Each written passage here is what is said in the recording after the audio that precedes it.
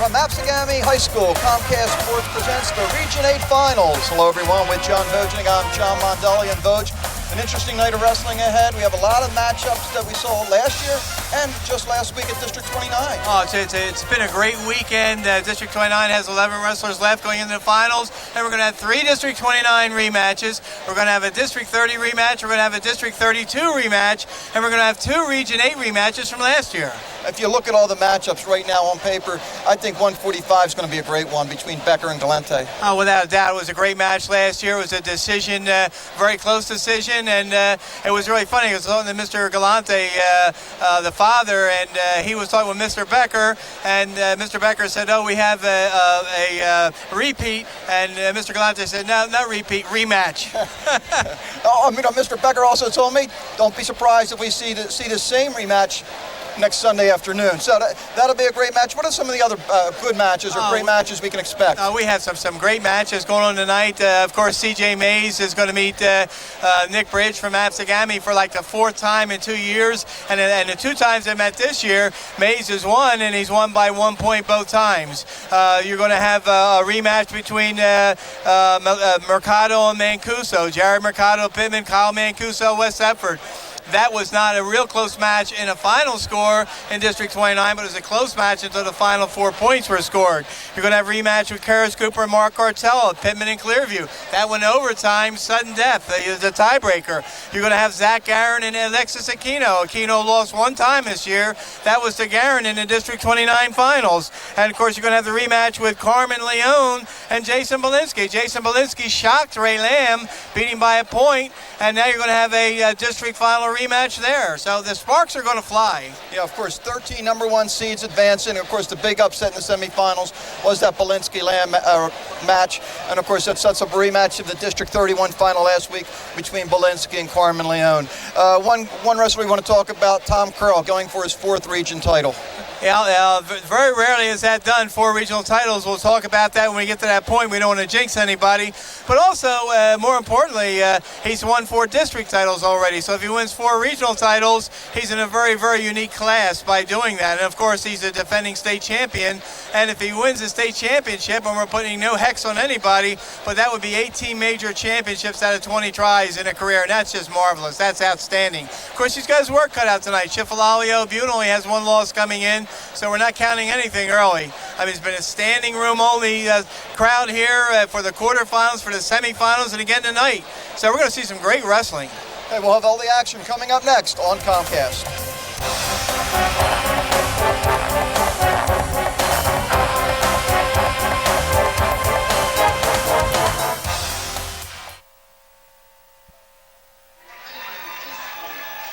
And welcome back to Absegami High School as we get ready for the finals. And we take a look at the breakdown of the districts, Voj, and a nice showing by District 29.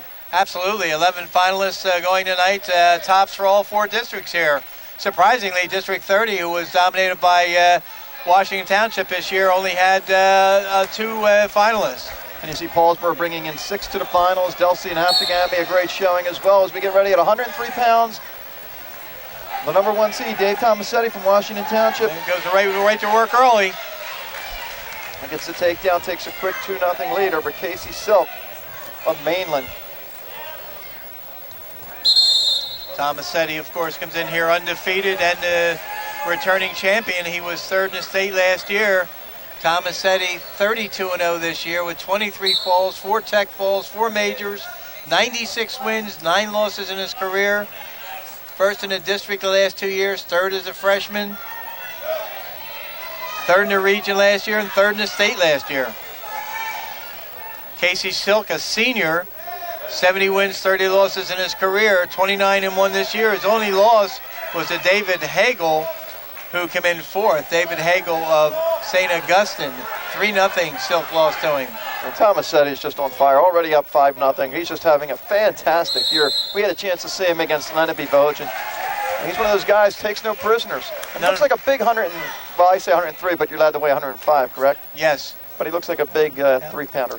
Well, actually, a 2-pound allowance made it go up to 105, and of course, 2nd day of a tournament, you get an extra pound, so he's a 106-pounder tonight. And talked to his father right around that time in the Washington Township Lenape match, and the father said that he was really looking forward to that February date when the weight allowance come in so he could get the 2 extra pounds.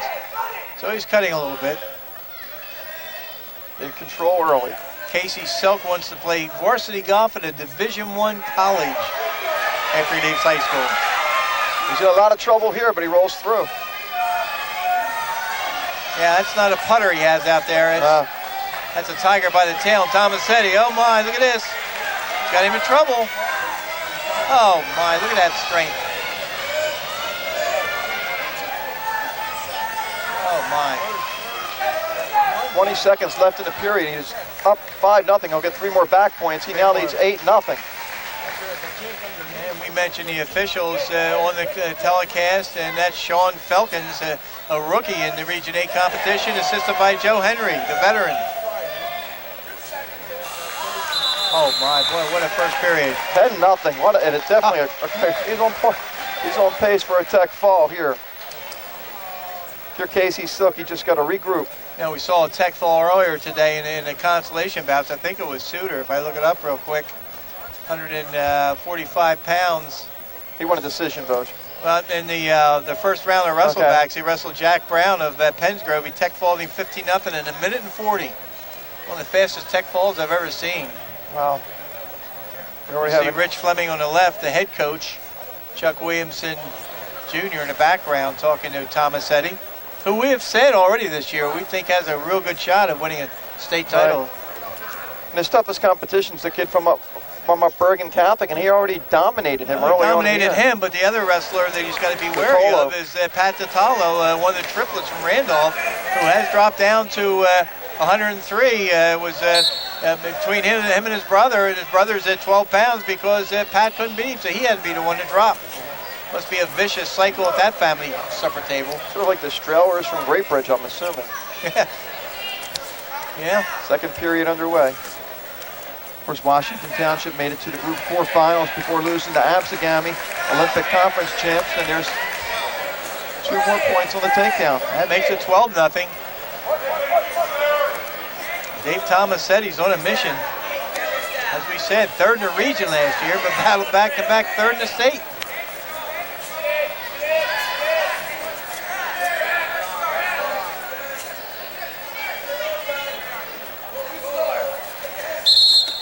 They go out. We'll go back to the center with 1:15 left. Dave Tomasetti, a junior, leading 12-0.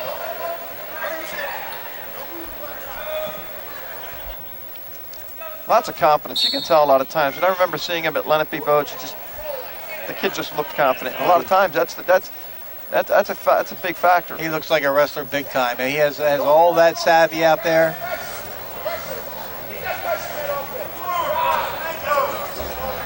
A year ago, he lost to C.J. Mays 10-7 in the semifinal round. We'll see Mays in the next match.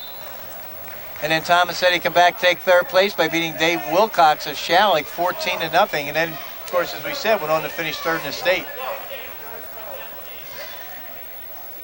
Still have 53 seconds to wrestle here in the second period. Tomasetti looking to put Silk on his back. Either get the tech fall or a pin.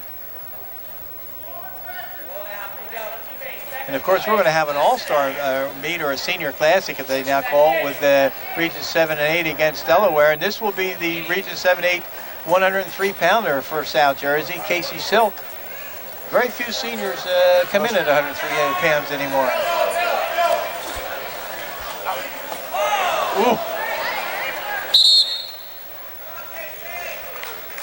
I could have made 103 as a senior. We didn't have wrestling at St. James Boat. Well, it would have been a challenge for you. Believe me, it wouldn't have. I think I graduated. To make 103. No, I think I graduated 100 pounds. Oh, wow. So yeah, it's the after effects. I think it's the hard life I led afterwards to put all this weight on. A hard life, huh?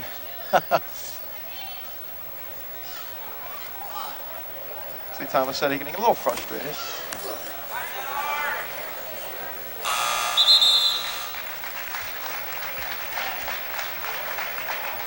We head to the 3rd. Tomasetti takes a neutral position. If he gets a takedown, and takes the man to his back. He'll have the necessary points. He needs a 4-point move to get a tech. That's what he's trying for right here. He did it. Oh, boy. He heard you. Oh, oh my. Oh, brother.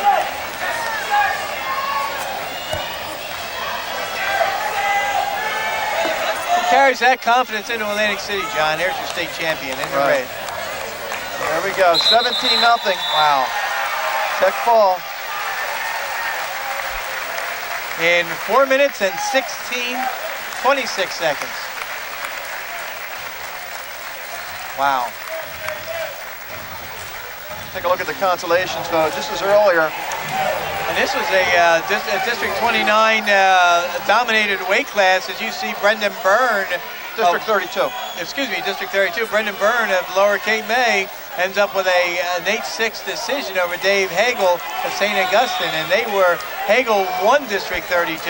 Brendan Byrne was third, and Casey Silk, who just finished second in Region 8, was second. There's Brendan Byrne.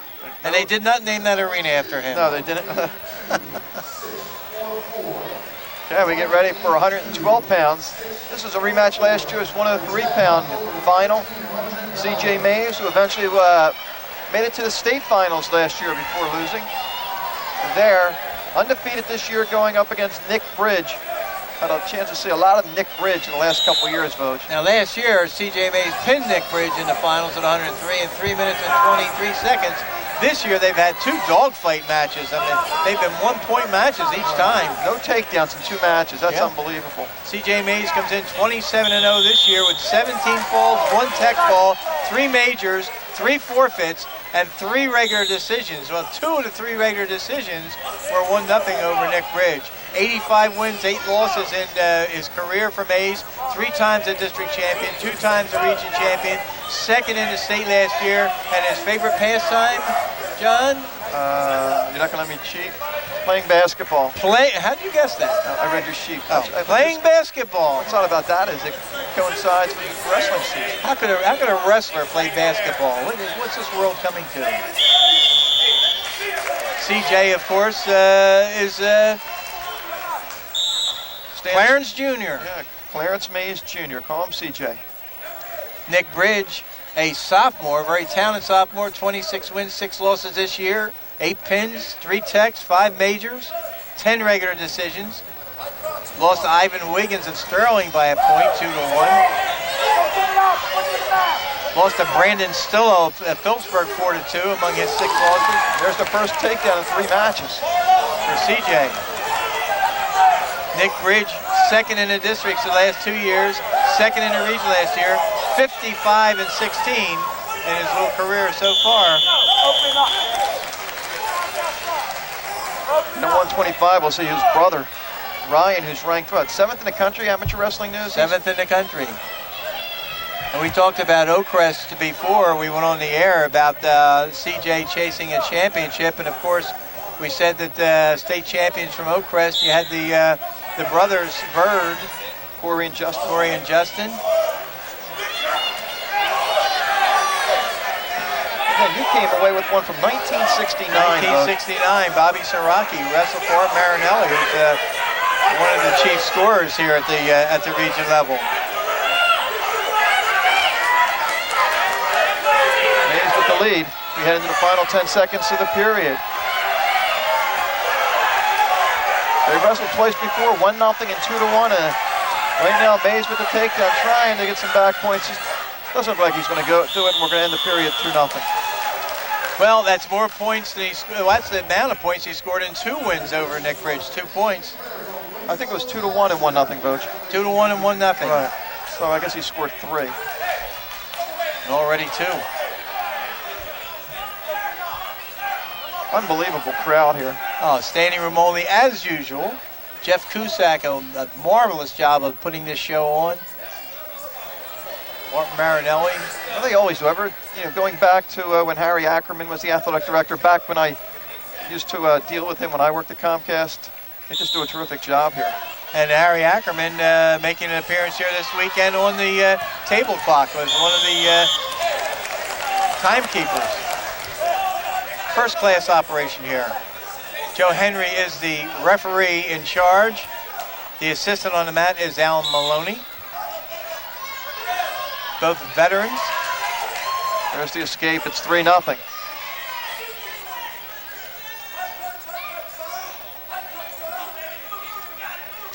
Tell you what, John. First day I was here, actually came here for the CD meeting on Wednesday, and I really was shocked to see the construction going on outside where we used to go in the entrance for the CD meeting, the entrance to the school. That's all under construction now. And a lot of this parking area was closed off. They did a great job out there, not only parking as many cars on the property as they can, but setting up shuttle buses from the middle school next door here. I did notice that. Huge school here. I just came in and used your name. They let me park anywhere I wanted. Oh boy. You can see the overflow crowd. It's on the floor, in the corners, in the stands. All the media here. Region 8 has just done a marvelous job the last few years in the state tournament. And South Jersey has some great wrestlers this year and could do well in the state tournament. Most winners we've ever had from South Jersey has been 7 in 1 year. And that was back, what, with 13 weight classes? Yeah.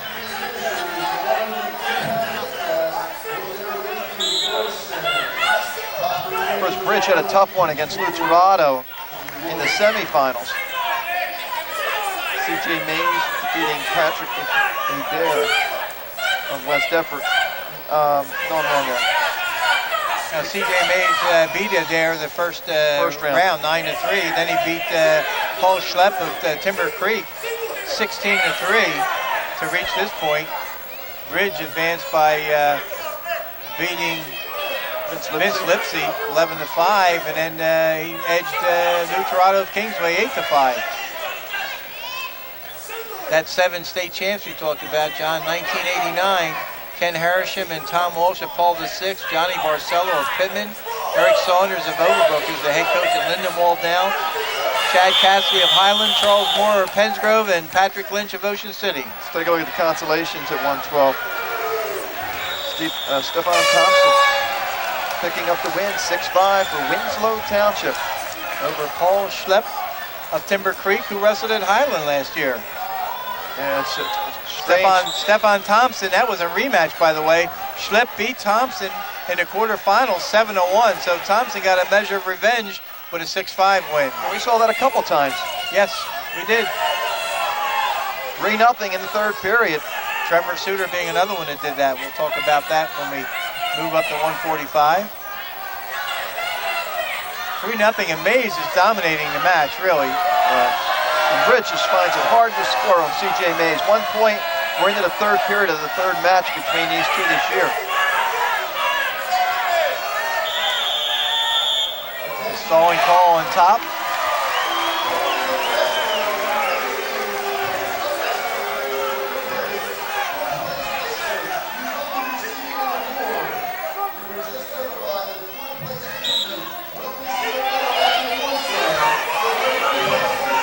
Nick Bridge picked up a big win at Paulsboro match to clinch that victory for Absegami. Yes, he did. Howard Lounsbury, who missed the end of the season with an appendectomy, emergency appendectomy. That was his only loss to a wrestler in South Jersey this year. Lounsbury, the sophomore. But Nick Bridge punctuated that match, and that ultimately decided #1 in South Jersey. Absegami ended up #1. Right. Camden Catholic #2, and Paulsboro #3. Stall warning against Bridge. I think each wrestler's now been hit once.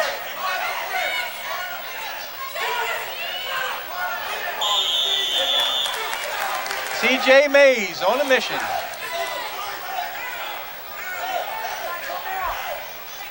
He wants to be a 3-time Region 8 champion. We have a couple guys going for that. Karis Cooper's trying to do the same thing today. Of course, we talked about Tom Curl going for his 4th region title.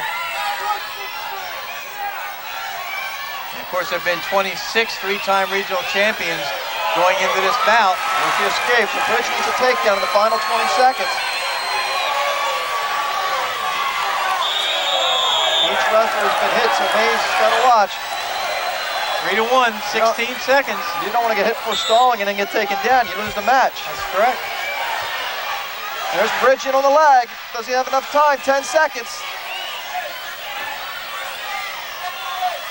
Going to run out of time and space.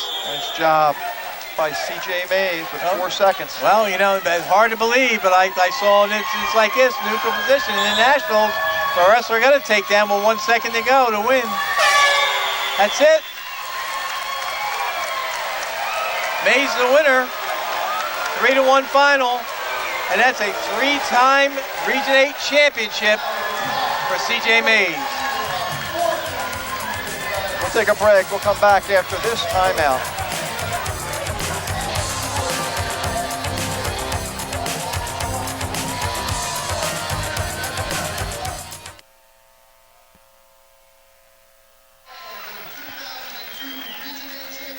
And welcome back to Absegami High School. We're going to take a look at the consolations at 119 earlier today. Wilcox of Shalleck against Bobby Bastine of Gateway.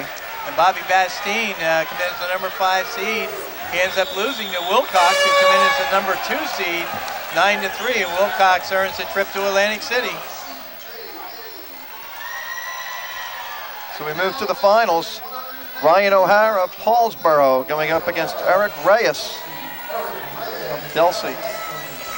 And hold your breath on this one because O'Hara got hurt in the semifinals, hurt his shoulder, and he's not 100%, but this is his final trip here. He's never won the region title. He's been 4th twice.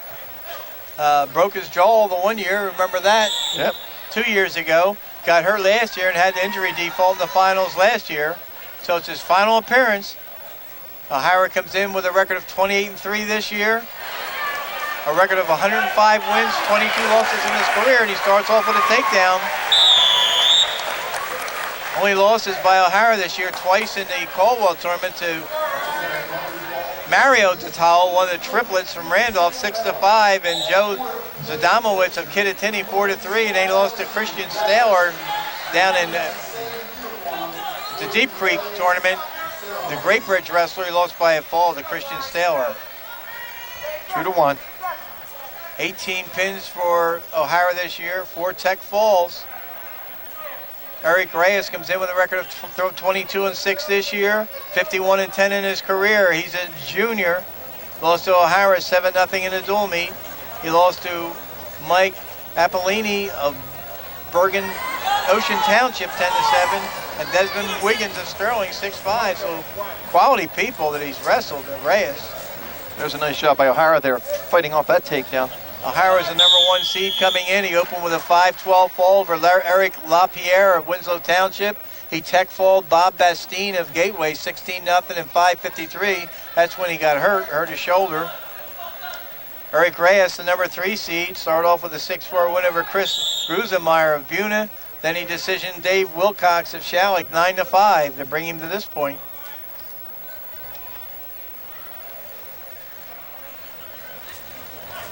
Of course, Steve Isles back in the corner this year for Delsey. Paul Marina in the corner for Paulsboro's Ryan O'Hara. 2 marvelous coaches. If you look at the all-time coaching records in South Jersey history, John, and Paul Marina sits number 8 all-time in South Jersey with 339 wins, 10 losses, and 4 ties. And Steve Isles, who had retired for 2 years to become a full-time athletic director, now back. He ranks 16th in South Jersey history with 239 wins, 72 losses, and 5 ties. Delsey, of course, won the South Jersey Group 3 championship this year. Paulsboro to South Jersey and State Group 1 championships. There's a takedown again for O'Hara, and that's a big takedown in the final 5 seconds. He'll take a 4-1 lead into period number 2. There you see Dean Duca, the assistant on the left, Paul Marina, the head coach, on the right.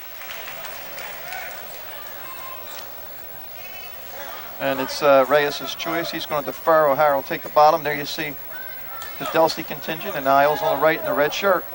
Yeah, Paulsboro's on quite a string now too, John, as far as regional championships are concerned.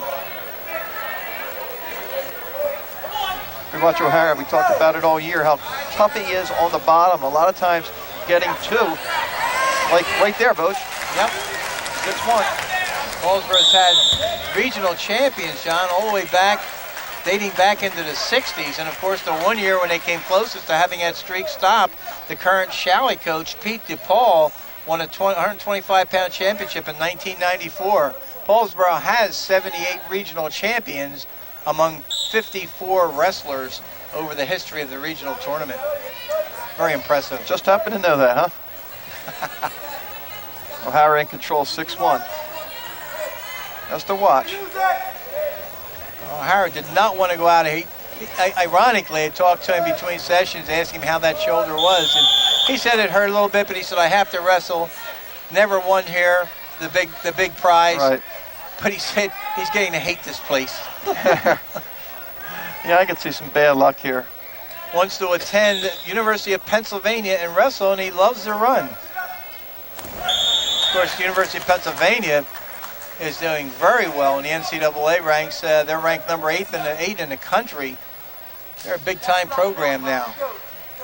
I'll tell you what, Paulsboro has their seniors in this class are all outstanding students. That kind of says something about what's going on there. Because you look at the Mendenhalls, Magazoos, Curls, O'Hara. Yep. And you could see a little bit of maybe what's the problem there. It's 6-3 now with a reversal by Reyes. But there was something that I think that O'Hara might have been able to stop with a healthy arm, a healthy shoulder. He's going to get some points out of this. Well, he did a nice roll through there, Granby move, got an escape out of it. So he takes a 7-3 lead with 49 seconds to go.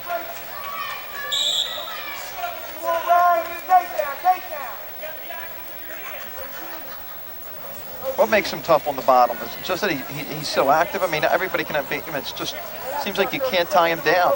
Well, and I thought he would come out here taped up in the final, but I guess you just got to rub down and maybe he doesn't want somebody pounding on that shoulder. Although everybody saw in his match against Bastini, went in for an ankle pick, it looked like, and just stopped immediately in agony.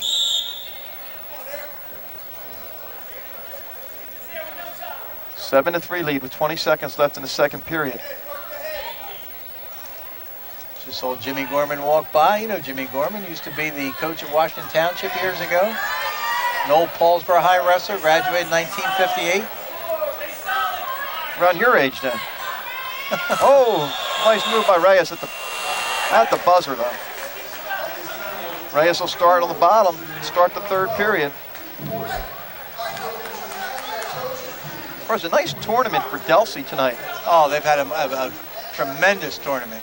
And we talked about the teams that have wrestlers in the finals. Delsey 4 and Kingsway 3 from District 31. They have all 7 finalists between the two teams. As we mentioned earlier, Paulsboro with 6 finalists, Absegami with 4, Delsey with 4, Kingsway with 3. Those are the top teams. Pittman has 2. And I don't believe there's anybody else in the tournament, John, with more than one finalist. So those 5 schools, Paulsboro, Pittman, Delsey, Kingsway, and Absegami, are the only schools with multiple people in the finals. Take your time with it. Lock something up. Good job with that. Testament to the great years those teams had this year. And Kingsway, Pittman, Delsey, Paulsboro, all from Gloucester County. Tight waist, tight waist. And as you've mentioned so many times before, a testament to the great wrestling in the county this year. Don't relax. And we got to talk about South Jersey since we're hitting all of South Jersey for this match. The fact that the top 3 teams in the state all coming from South Jersey.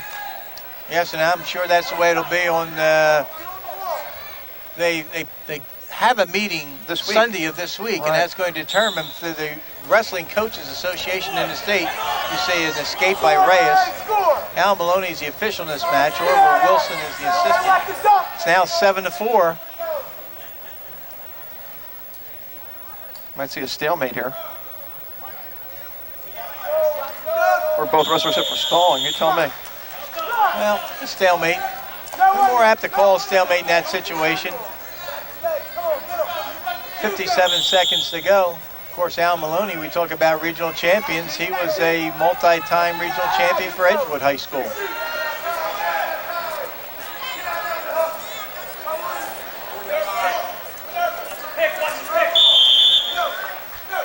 go back to the center, 7-4.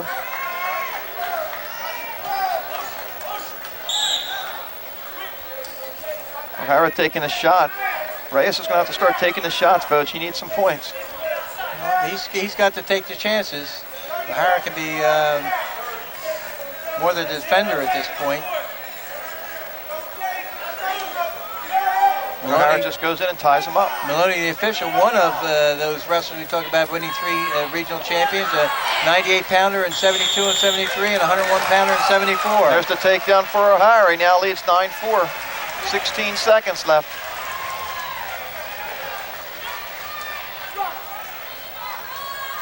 Well, and adrenaline's got to be flowing.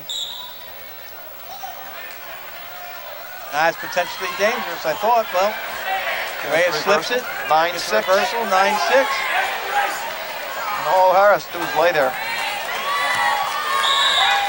2 seconds left. 2 seconds to go, and he'll win the first regional champion of the glittering 4-year career for Paulsboro, Ryan O'Hara. His teammates are starting to move around to the corner.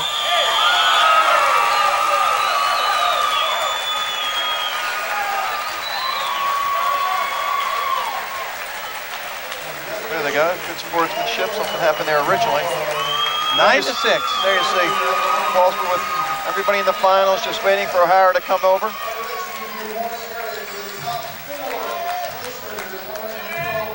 As we get ready for 125 pounds. That's going to be Ryan Bridge of Absegami and Brian Zane of Delsey. We take a look at the consolations.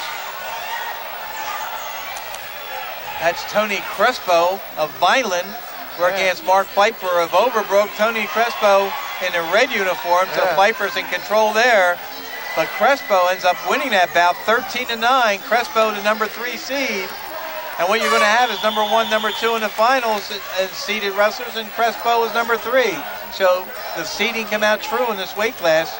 Ryan Bridge and Brian Zane seeded 1-2. Crespo getting worn there, but he eventually wins the bout 13-9. That was just our director making sure we were paying attention. Well, everything looked like Pfeiffer there, looked like he dominated, but I believe it's Crespo did win.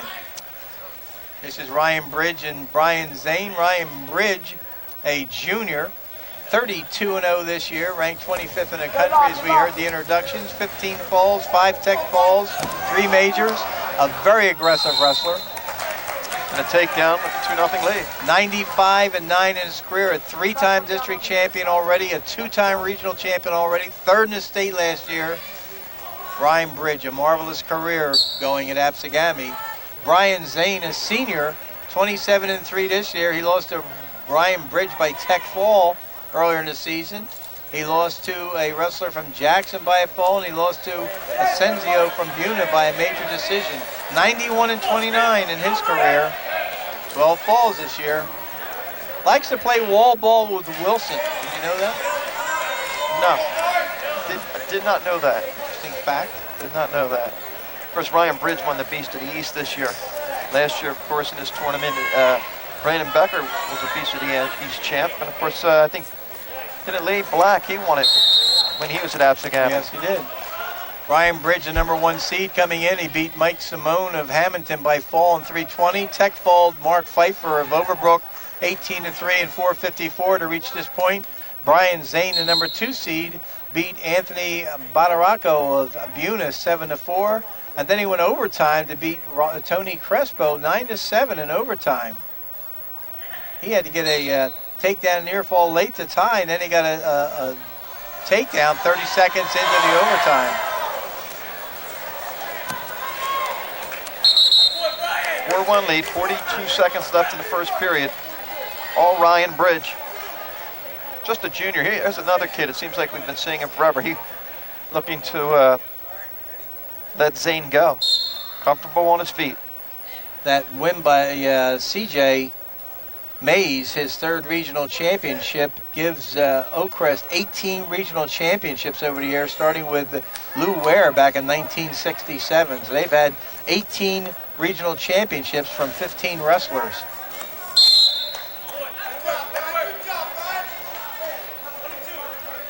4-2 lead, first period. Regional championship by Ryan O'Hara keeps that streak alive that we talked about. That gives Paulsboro its 79th regional champion over the years from among 55 different wrestlers. See Gene Barber in the corner, a Paulsboro product.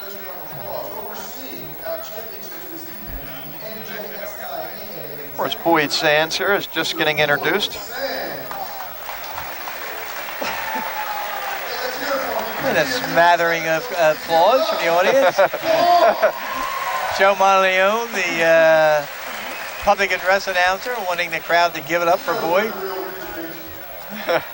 And of course, Boyd, a South Jersey native, there you can see him alongside the stands. Just by us. I like the announcement that they gave. A South Jersey resident. Travels back and forth to Robbinsville every day. Tireless worker, John. I saw him one night at the district's votes. He said it was the 3rd district he went to that night. Of course, this is his worst season. I mean, the busiest, I should say. You have swimming, you have basketball, you have wrestling. And a takedown. 6-2. That's the end of the period. So Voji let him go. He took him down. If you let him go. And that was, last 5 seconds of the period. Take him down.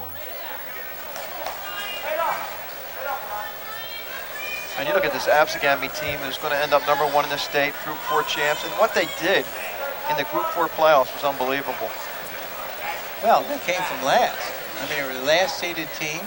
They were on the road the whole time. They had to travel to the shore area the opening night. They had to wrestle twice on opening night. Then they made the finals against Washington Township, had to travel to Washington Township. Then they went to the Sovereign Bank Arena, and they won twice up there, including a decisive win over Phillipsburg, which ultimately decided #1 in the state. A lot of people sitting in the wings saying if Camden Catholic could tie Absegami and Paulsboro could beat Phillipsburg by 12 points, if Phillipsburg came back and beat Absegami, there would have been a real battle royal for #1 in the state between Paulsboro and Camden Catholic. But I think that's what Camden Catholic knew what, or Absegami knew what they had to do there. And they did it. Yeah. Takedown makes it 9-2. Bridge in control.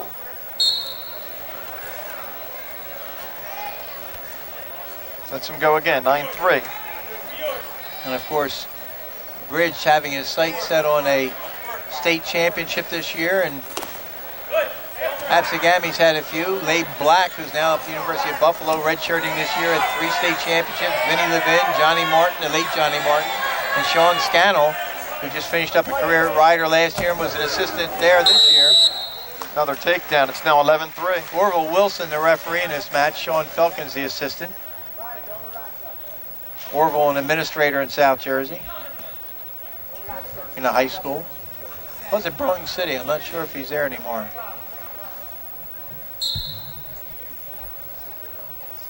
That's the escape again. Lets him go. 11-4.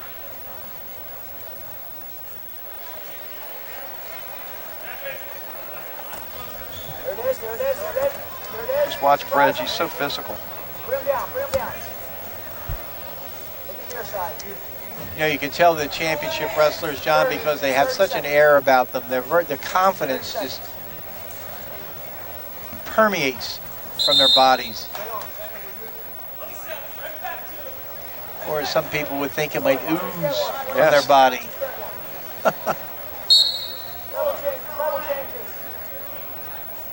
Absegami has crowned 30 regional champions over the years, starting with Doug Hickman back in 1977.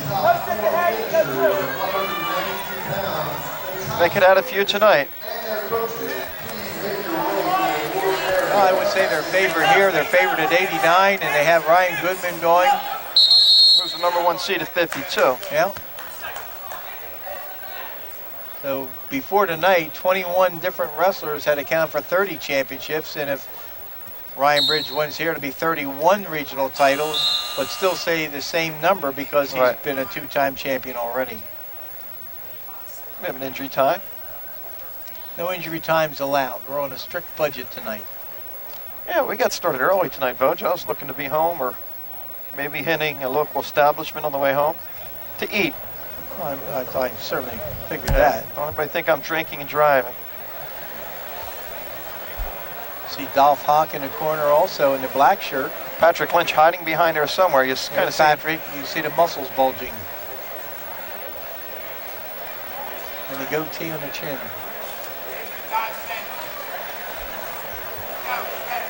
Brian Zane getting a little breather. Wait, it's neat that people are sitting on the floor but just outside the ropes. The stands are packed full. What a glorious setting for a regional wrestling tournament. See if Bridge decides to let him go again.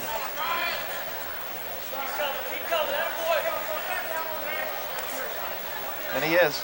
Steve Isles coaching Delsey, and as we mentioned, he was the district coach of the year and might well win the regional coach of the year. They didn't announce that earlier, did they? I did not hear that. No, I didn't either. There's Bridge again. He's just Oh, quick, strong. So confident out there. 13-5.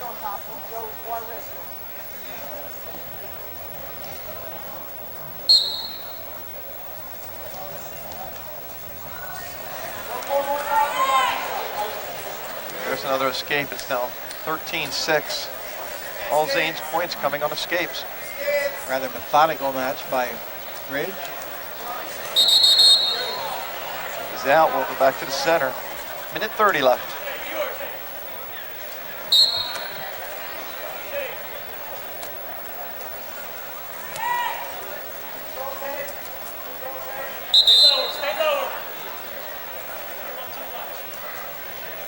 Ryan Ridge sitting on 95 wins coming in this match, but this will be his 96th. If he wins the state title, he'll have an even 100 by the end of this season. You see that a lot more. It used to be unheard of. Hard to get 100 in 4 years, and now you're seeing a lot of 100 wins in 3 years. John, in the old days, it was hard to get 50 wins. Now with the expanded schedules, 100 is the norm for many youngsters. Another takedown. Makes it 15-6.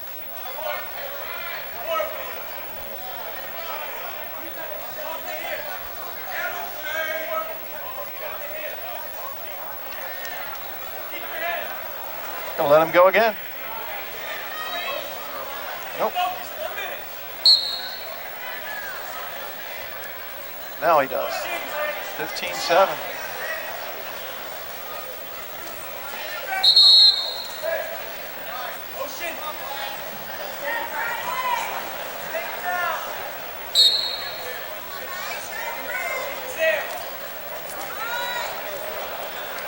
Five seconds and closing in on the ranks of being another three-time regional champion. Wow. That used to be unheard of too. We've seen a lot more of that. Well, and you know what? A lot of guys are forced to wrestle earlier too, but I mean, if you're that good, you're gonna wrestle anyway. There's Zane gonna get 2. 15-9. Might be a little too late. 25 seconds left. He has to put Bridge on his back. No, he has to put him on his back, but he has to keep him stick there. him there. Yeah. Yep. It's easier said than done.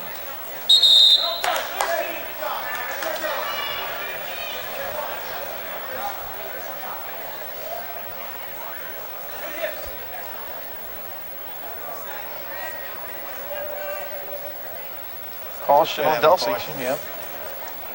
And that's a point, because that's the third caution.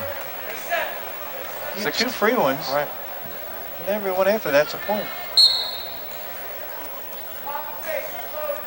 Is it really free votes, or is it a third of a point, the first 2? Each a third a point. Yeah, that's it. So when you get the third one, it's a full point. That's it. Final score is 16-9. And a third Region 8 championship for Ryan Ridge. We'll take a break. We'll come back after this timeout.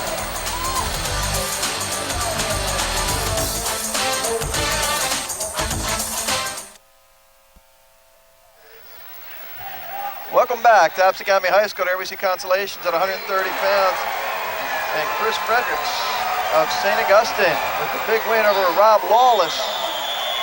in overtime, 7-3, Lawless from Absegami. Gets a takedown and back points in the overtime to win that match, and that makes that a true 1-2-3 finish on seedings too, because Jared Mercado is seeded 1, Kyle Mancuso is seeded 2, Chris Fredericks was seeded 3. That was a rematch from the districts. Chris Fredericks beat Rob Lawless in District 32 finals and repeated it in the consolation bout. Okay, 130 pounds. This is a rematch of District 29. Jared Mercado of Pittman, Kyle Mancuso, West Deptford. Mercado, the #1 seed coming in. Mercado opened with a 3-10 fall against Robert Pearson of Delsey. Then he beat Rob Lawless of Absegami, who we just saw lose the consolation 8-4. That can't make Ralph Ross happy. He thought he had two. Tell you what, we're seeing a different Kyle Mancuso in the first 30 seconds of this match than we did in the district finals. You're absolutely correct. A little more aggressive. Mancuso opened with a 13-3 win over Chuck Martell of Paulsboro, and then he finished off Chris Fredericks 5-3 in his semifinal. Mercado, a junior, 29-1 this year. His only loss to Chris Wilson of Hopatcong, 5-3 in the All-Star meet mid-season. 70 wins and 15 losses in his 3-year career. Kyle Mancuso, the quarterback of the football team, 24-2 this year. He lost to Mercado 8-1 in the district finals. It was a lot closer bout than that 8-1. Yeah, I think it was 3-1, and then he tried a big move and got caught. His other losses have been Iadachi of Old Bridge, 5-3. 73-9 in his career. He's finished second, first in the districts. Actually first his freshman and sophomore year, second this year. Third and fourth in regional competition. Mercado's second and first in the district, second last year to Jimmy Rollins, who won a national title this year for Gloucester County College. Second in the region to Jimmy Rollins last year, and sixth in the state. Nothing yet. There's the takedown for Mercado. He has a 2-0 lead.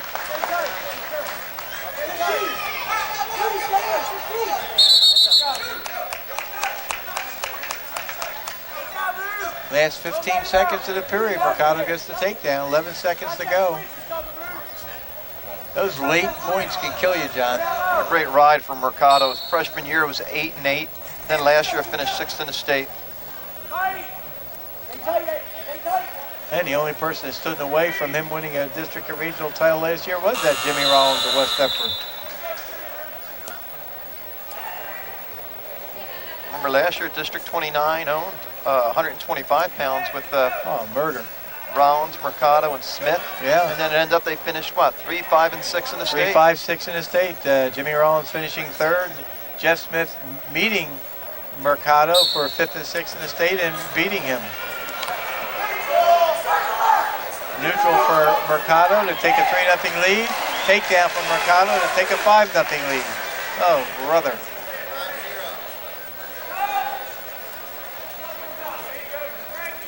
That can be demoralizing to start a period off. Yeah. Tight to your chest. Still plenty of time to wrestle, though. Halfway through. There's the escape, 5-1. Watch the dart. Watch the dart.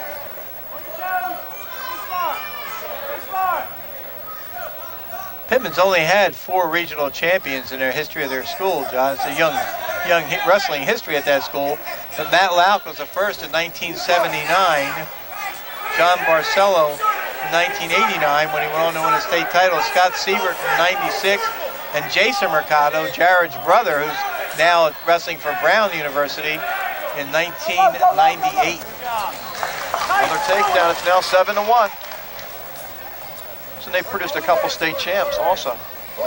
And Matt Lauk and Barcelo. John Barcelo.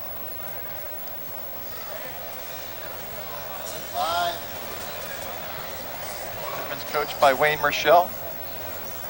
Wayne Marshall Jr. or Wayne Marshall III. I've seen it both ways. Can't be, though. Of course, his father, Wayne, is the athletics director at Pittman and was his coach at Pittman when Marshall won 4 district titles. Here's little Wayne. As those of us for many, many years have known him, Little Wayne. First West Deptford's coached by Ralph Ross Jr. His assistant, I think, is Brian Colbert. He used to wrestle at Highlands. Highland High School graduate. Used to wrestle under the coach's father, Coach Ralph Jr.'s father.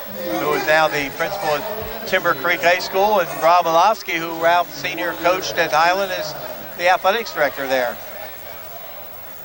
And Matt Avery moved from Highland to Timber Creek as the head wrestling coach this year. And we finished 2 periods. Mercado on front, 7-1. There we see Ralph Ross Jr. on the left, Brian Colbert on the right. One of the few moments you'll see Ralph Jr. quiet. He's an animated coach. Although nothing more animation than Paul Marina this afternoon when Dominic Magazoo, who we'll see coming up, wins 5-3 in overtime against Andrew Townsend of Triton. Townsend was 26-1 going into that bout. Talk about that when that comes up. Sure. We have an injury timeout here. Mancuso started out real quick. Very aggressive, but that can be neutralized, and Mercado has done that. Of course, Region 7 with a couple really good 130-pounders. Bobby Stinson and Sauer from Sterling. And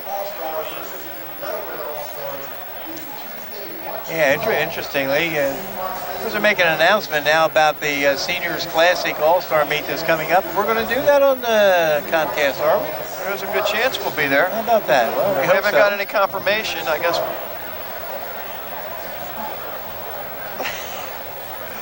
We'll have to get on that director, that Mr. Ritter, and get him to see if he can weave his magic. But anyway, it's going to be at St. Mark's High School down in Delaware on the Tuesday after our state tournament, March the 12th. And it matches the highest ranking senior place winners in the state from Region 7 and 8 against the entire state of Delaware. You can see some of the crowd. Of course, Coach, in that match, there are some wild card matches. So you might see, you know, 2 wrestlers from 152, 160, depending on. All to be decided this weekend at the state championships, yeah. There'll be a wrestler from 103 right through heavyweight for both groups. And then Delaware gets the choice of 1 wild card, and South Jersey gets the choice of 1 wild card. So there'll be 16 matches, and it's been exciting. 7-2. Final period. Jared Mercado with Pittman out in front. Well, this is the point in the match where you don't want to take any undue chances. If you're Mercado, if you're Mancuso, it's going to be getting close to that time. Sure. Yeah, you have to take chances.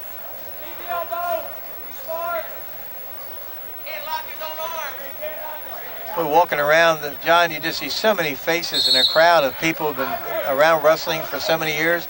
Alan Dankel was here the other night. Was he? Yeah, the coach from Deptford of the youth groups in the old days. His son was a district champion for Deptford High School. Of course, Alan, youth coaching back in the days when Jerry Valecco was a student wrestler, a student athlete wrestler and football player at Deptford High School.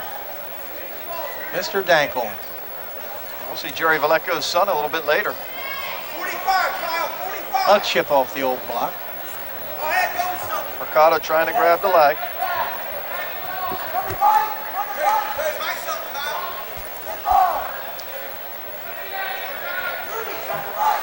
This is a rematch of District 29. We'll also see one at 140 pounds with Mark Cartella of Clearview and Harris Cooper of Pittman. And also at 171. With Alexis Aquino and Zach Guerin. Media is out in full force on the far side of the mat. Bill Evans of the Gloucester County Times, Jason Nark of the Courier, the Inquirer's there, the stringer for the Newark Star Ledger. Might have a little rooting interest in one of the matches coming up, right, Boats? I would think so. John Belinsky, the stringer for the Newark Star Ledger, has a son coming up wrestling, Jason Belinsky, who's pulled one of the major upsets in the tournament so far. That's the final. 7-2. Mercado wins it. We'll take a break. We'll come back to Absegami High School after this timeout.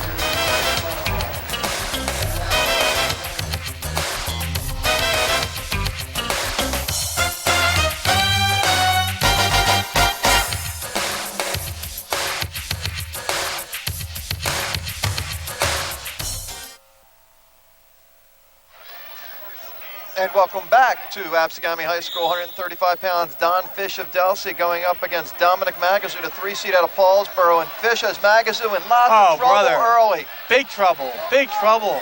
Headlock, oh my. Oh, brother. Magazoo fights out of it. Don Fish, a junior, 30-0 this year, 85-13 in his career, 3rd and 4th in the regions the last 2 years, 3-time district champion, enjoys lifting, placed 4th in the state last year. Dominic Magazoo, the Cinderella fella of this tournament, a senior, 21-13 this year, 30-28 in his career, plans to attend the University of Maryland.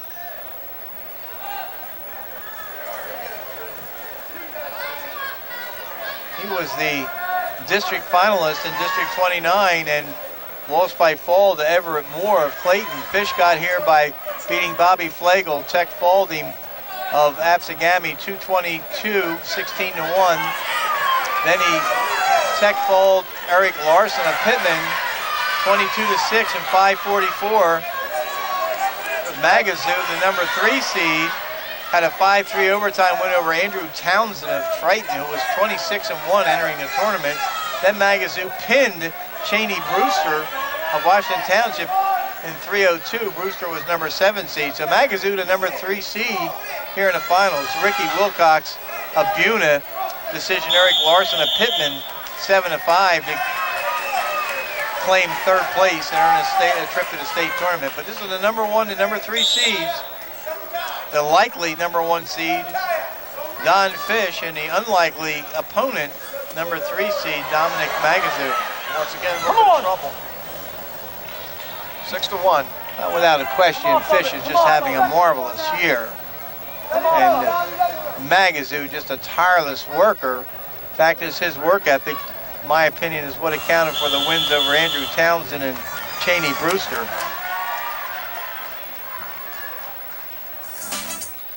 Take a look at earlier action in the consolation. You talked about Wilcox and Larson.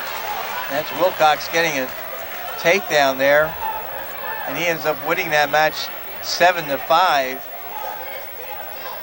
Eric Larson was 3rd in District 29. Wilcox was 1st in District 32. Of course, Unit was the runner-ups in South Jersey Group 2. Pittman, the runner-ups in South Jersey Group 1.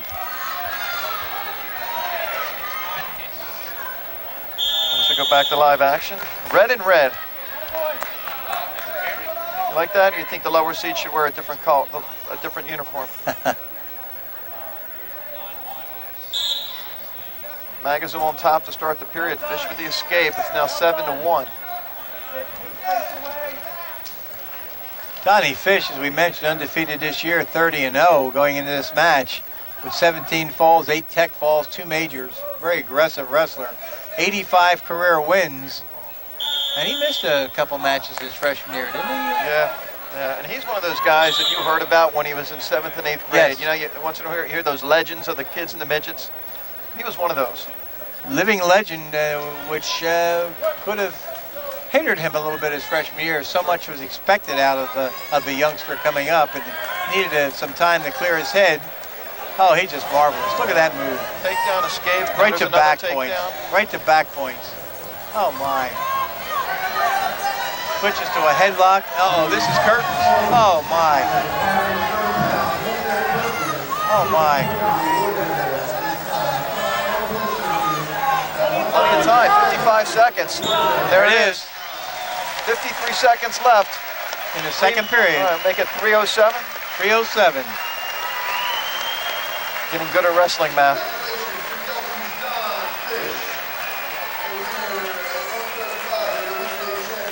We get ready for 140 pounds, votes. It's another rematch of what happened in District 29 and why they're doing the rewards. Why don't we talk about that? Because that was a match that went down to that ride out between Cartella and Cooper. And of course, with you and Nikki B doing the match, as Nikki B said on the start, well, there's another caution, but the caution wasn't called. As you see the move here for the takedown. Look at that duck under, fireman's carry, and keep that arm trapped right there. That exposes the back. That gets the back point started, and I watch you slip off this into a headlock. Coming up right here. Right. Well, continues it, seam, get the headlock, pull the arm through. He has to have that arm through. And he just puts him away right there. Great performance by Donnie Fish. Courageous tournament by Dominic Magazoo. Yeah, as you mentioned in the District 29 tournament, this went overtime to the tiebreaker, the 30-second tiebreaker.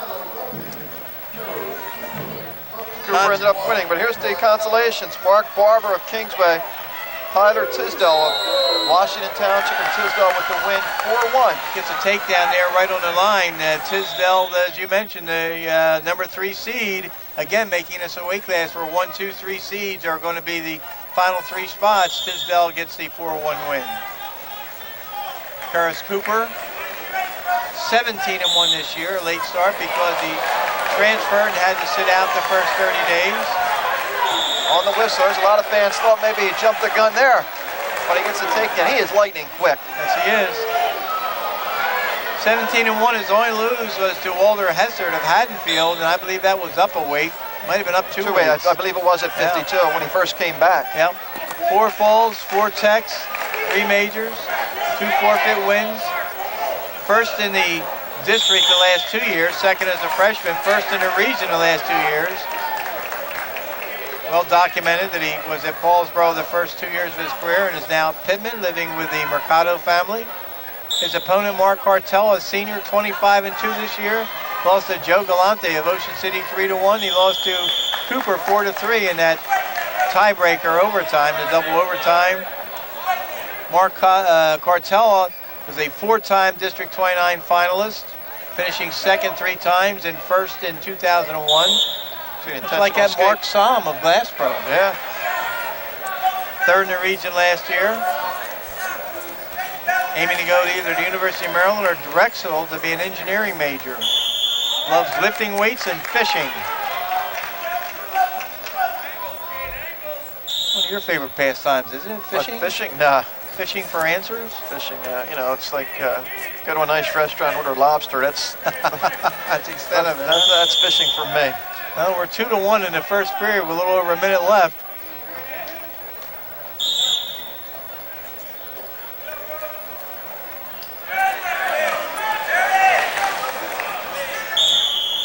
Nice by Cartella. You saw that quickness by Cooper, but nice move by Cartella.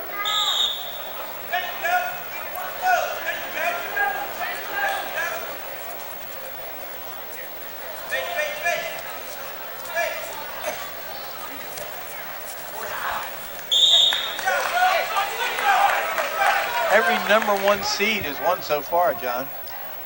Compliments to the seeding committee, I guess. I guess. Were you part of that seating committee? Yes. But it's all criteria, believe me. Fishing for a compliment, Coach? If I I'll tell you the compliment goes to the coaches for filling out the information forms we had to work with, to Steve Anishevsky for sitting there and interpreting those sheets and giving us a pre-seed, for Doug Bauer, who invented the system or helped perfect this. There's another one. There's a caution. Got away with the first one, not that one, according to referee Al Maloney. According to the referee, he didn't get away with the first one. There was nothing to get away with. Timed it right. Must have. Fooled the naked eye.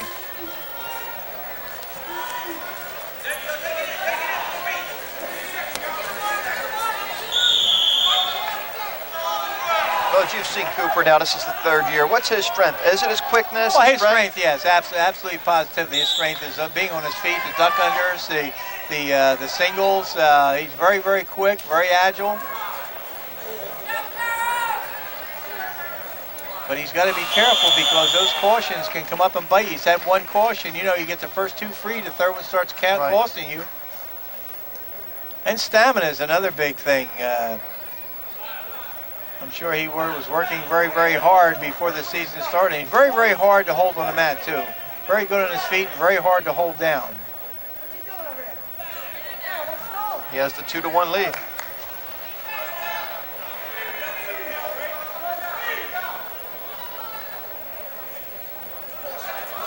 We saw another caution. He moved his leg. Next one's a point. Well, and see, I can start playing mind games with Cooper now because sometimes the wrestler, when he's hit with cautions like that,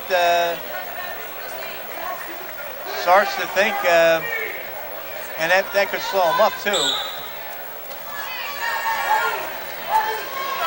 Yeah, because the key in that... Martell's got to be careful here now because he picks up the single leg. If he doesn't make an attempt to take him to the mat, he could be called for stalling. I'm sorry. Oh, I was going to say that if he was hit for cautions in the district final, that would have maybe took away his aggressiveness in that overtime period because he timed that whistle perfect. Yep. You know, and if he was, you know, if he had already been hit with a couple cautions then, you're not as quick to jump. Billy Chiaffi, the assistant to Wade Rochelle III, offering some advice. That's Bruno and Marinelli on the other side for Clearview. Billy Chiaffi, a wrestler at Glassboro, and then at, I believe, at Gloucester County College. Yeah, he was on those Glassboro. A former assistant at Clearview. Exactly. Yeah. He was on those Glassboro teams that used to battle Paulsboro every year. The classics in the Group 1s. Now you're going to see, what are you going to see here? A freestyle start? Yeah.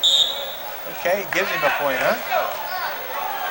Points are precious in this match. Yeah. I almost would have forced him to try and get out quick and maybe hit him with another caution. You know?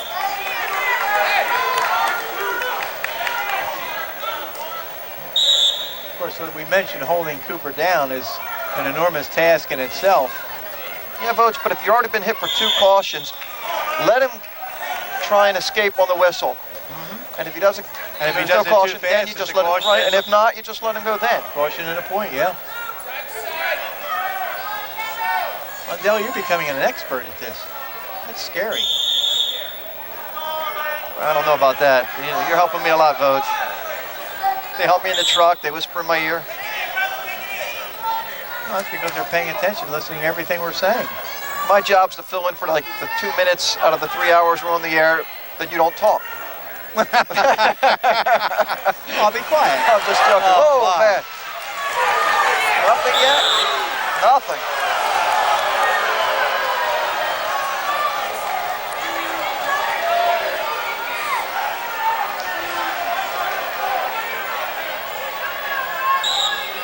We restart back in the center, 3-1.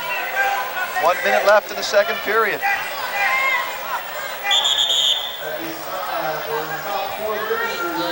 Looks like Cooper got poked in the eye. Injury timeout. Well, we expected awards this week, Lance, and we got it. It was a close match in the district finals and close right now. Of course, next Saturday and Sunday, Vogue, or I should say this Saturday and Sunday because this is airing during the week, the state finals. Explain to the people how that works. Well, the state finals this year, the very first round, the preliminary rounds at Cherry Hill East, 2s and 3s from Region 7 and 8 go. It used to be called the Super Regions. Now it's a wrestle-in to the state tournament, but there's only one round. The winner moves on and will be seeded among 16 wrestlers seeded the next day. The loser is done. Then on Saturday at the Boardwalk Hall, the beautiful Boardwalk Hall in Atlantic City, wrestling will start at 1 o'clock on Saturday. We'll wrestle through the pre-quarterfinal round, the quarterfinal round, the star of the wrestlebacks. Come back on Sunday morning at 9:30 in the morning with the semifinal round.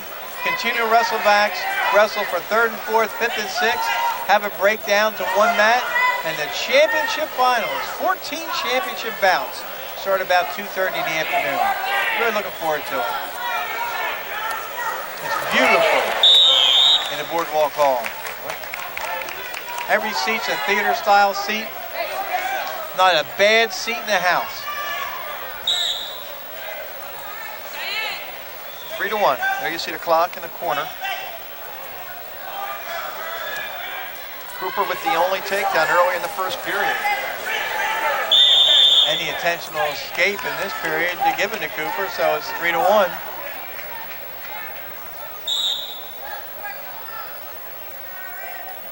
I'll have the pleasure of being in that Boardwalk Hall and being one of the 2 public address announcers, and I believe you'll be on the floor, won't you? Apparently doing some interviews with some of the winners. Doing some interviews, shooting a couple spot big moves, we hope. Sure, we do a local high school sports show on the Comcast system in Woodbury, out of the Comcast system in Woodbury. Too short, of course, to show each week. Rumor has it they're going to cut it to 15 minutes. Oh, no. No. Third period. Here we go. 3 periods and 2 minutes, the director's saying, huh? Yeah, that'd be a nice show. There we go, 3-1. Cartel's got to make some noise here. It's been a great experience this year, that Sports Week, Mondelli. Absolutely. Very well planned, a lot of fun. We used to call it Sports Week. It's the High School Sports Report. We need a new name next year anyway during wrestling season. The Wrestling Room, Mat Talk. You know, think of something. You're clever. You're in. Yeah. Well, maybe the viewing public, we caution on the bottom. Maybe the viewing public can send in a card or an email. Oh my. There we go. 146. Now the tension mounts. Sure. It's 3-2. And I'll tell you what, anytime these guys go out and restart, the 2 cautions on Cooper plays into this. They're huge. And he's right here. He's very careful. There's not many stalling ones yet. Right. Well, this is neutral.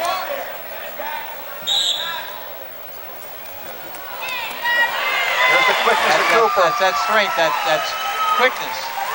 Spin behind. Now you may not ride him too long. You may just cut him. And he does. 5-3. Curtis Cooper looking for his 3rd region title. The interesting thing there, losing in the district finals his freshman year, but winning a region title his freshman year. The bigger prize.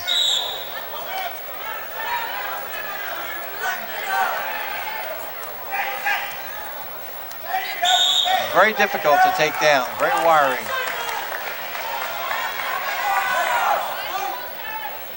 There we see Coach Marinelli, Coach Bruno looking on.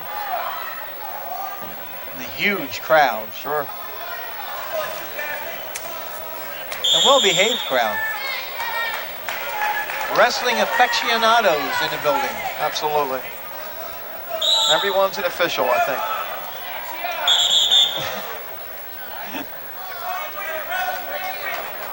Injury time.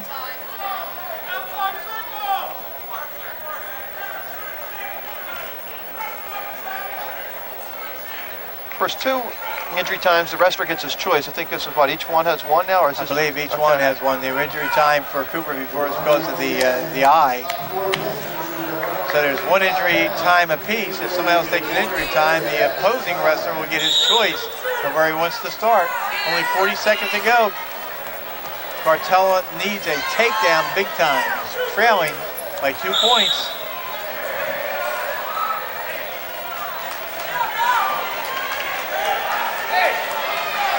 Back to the center, 5-3 lead.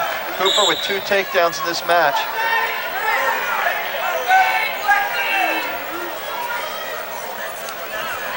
Cartella trying to get the takedown late.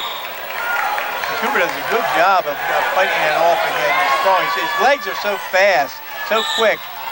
Cartella with the leg, he got the quick start there. Got the quick start there, but you see Cooper just crawl out of it, and he's just very strong that way. Time's running out. This is going to be the 3rd regional title for Curtis Cooper. Maybe.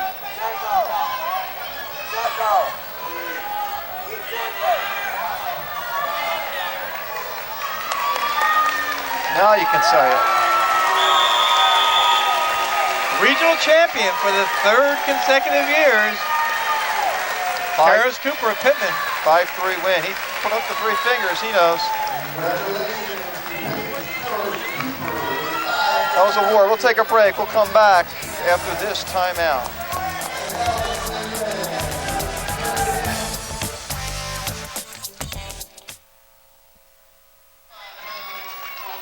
And welcome back. We have a rematch of last year's Region 8 final. Brandon Becker and Joe Galante. Galante from Ocean City, Becker from Kingsway. Becker's only lost, Boj, to Brian Stiff. We got a problem with the clock, so we're going to be a minute here. They just reset it. There's Brian Stiff from Cox, ranked #2 in the country in amateur wrestling news at 145 pounds. Meanwhile, we look at the consies. That's Trevor Suter getting a takedown. One of 9 points that he scored to claim third place over Jim Harris, the impressive freshman from Winslow Township. Suter, the District 29 champion, Harris, the runner-up in District 30. That was a rematch of a match earlier in the tournament where Harris beat Suter, pinned him in 6:36 in overtime. Valente hit on the leg. We'll see what Becker can do here. Becker was very impressive in his semifinal match. Becker advanced by Tech following Dave Williams of Absegami 16-0 and 2:15 in his opening match. He pinned Nick Hershey of Washington Township in 4:58 to get to this point. Joe Galante, the number 2 seed. Tech followed Jack Brown of Pensgrove 17-2 and 3:53 in his first match and beat that Joe Harris of Winslow 9-5 in the semifinal. Becker is 31-1 this year, as you mentioned, losing only to Brian Stitt of Virginia, a state champion, ranked number 1 in the USA at 145 pounds. 101 wins and 8 losses in Becker's career, a 3-time district champion, 3rd and 1st in the regions, 5th and 3rd in the state. Joe Galante, 33-0 this year as senior, 113 wins, 10 losses in his career. He lost as a freshman to Lade Black in the districts, then won 3 consecutive district titles. Was 2nd in this region last year. Looking at Virginia Tech or Tennessee Chattanooga, UNC Greensboro, among those schools he's interested in. Loves to go fishing for tuna, John. Another fisherman. Yeah. Very tight match. This was a tight one last year, and we expect the same thing this year. Of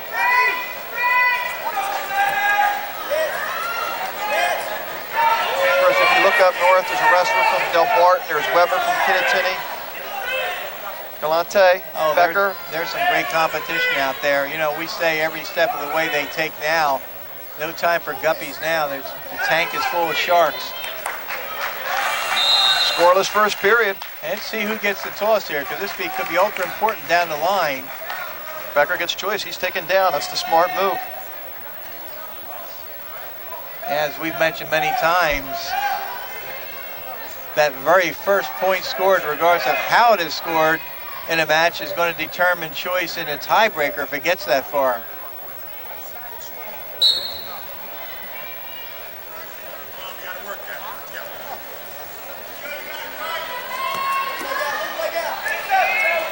There's the escape. Becker's trying to follow that same path as Tom Curl, Paulsboro. 5th as a freshman, 3rd as a sophomore. And if he could win a state title this year, it'd be exactly the same path.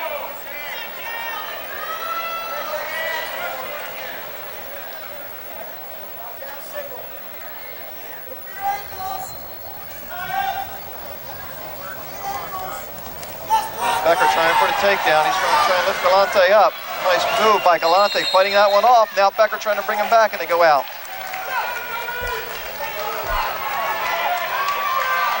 I think the word intense describes Becker best. Very, very intense.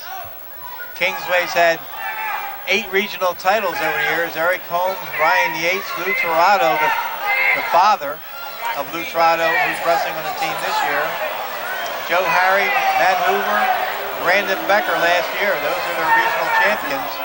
There's a warning against Galante for stalling, and of course, this is the first of 3 straight weight classes where we're going to see a wrestler from Kingsway. Of course, Vallejo next, and Leon at 160. And as we mentioned earlier, there's 7 representatives from District 31, and those 7 reps are 4 from Delsea and 3 from Kingsway. This Brandon Becker and the 2 you mentioned, Jared Vallejo and Carmen Leon. Public address announcer Joe Monteleone. There you go. Who's Italian, and he's been calling Carmen a Leone the whole tournament. Probably thinks he's the only Leon.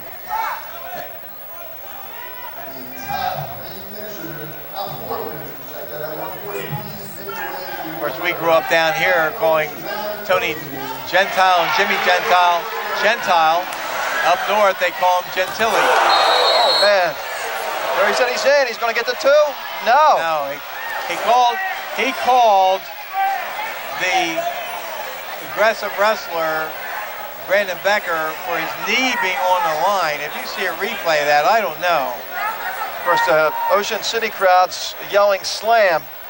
We'll take a look. Let's see if we can see. See if you see the line here as And he we'll tell you if brings it's him a down. slam. We can see if it's a slam. I thought he brought him down, Voge.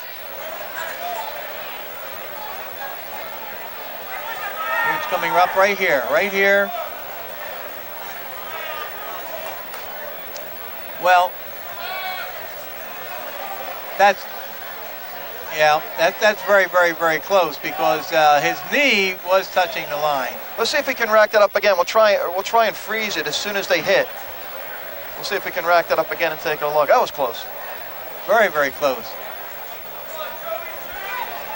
1-0 Becker. 12 seconds left in the second period. Here we go again. We'll watch it one more time.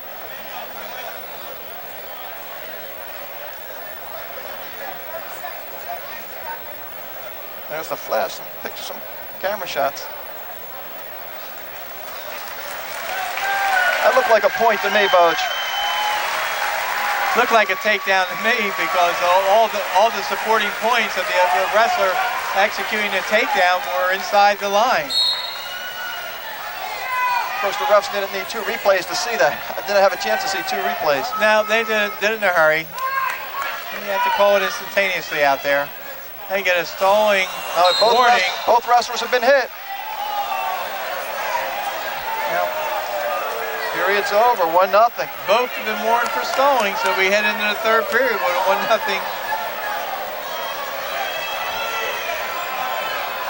score. Talking about how nice the crowd was, Voge, I think you woke them up. Well, Galloway starts, then the defensive position. Want to try and get out. You got to remember, if it goes to overtime, Becker the first one to score in this match, obviously with the 1-0 lead. I'm not going out on a limb saying that. Well, he's got to be careful here not to get called for stalling if Galloway stands up and he doesn't take that right away. There's an escape. There's a takedown. Becker's in trouble. Oh my. Oh brother. Back points. Back points coming. Big back points. Oh my. He's got a death grip on that headlock. Oh, he lost it. He lost it. 5-1 lead, Galloway. Now we'll see Becker go right after Galloway. 5-2, 126 left. 5-point move. The escape, a takedown, 2-point near fall. Oh, brother.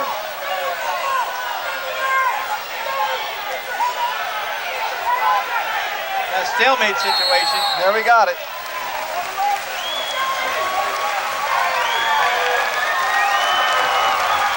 And to the right of us is the Ocean City crowd, and they're up off their feet. Got the crowd stirring now. Just a little over a minute to go, 1:05. Oh, brother.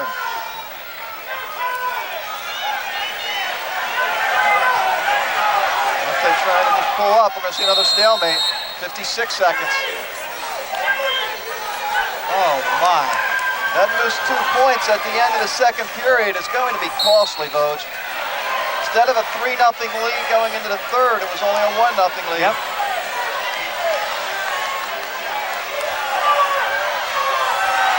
He's got to work his way up that leg, doesn't he, Voge? Well, there's no control. They're neutral. Okay. Becker's trying to get the takedown. Galloway's holding on for dear life, trying to force a stalemate. That's a stalemate. No, not now. There comes the takedown. Now He's going to let him go. He's got to get a takedown. there's the takedown, the escape. 5-4, 6-4 now. Becker needs another takedown.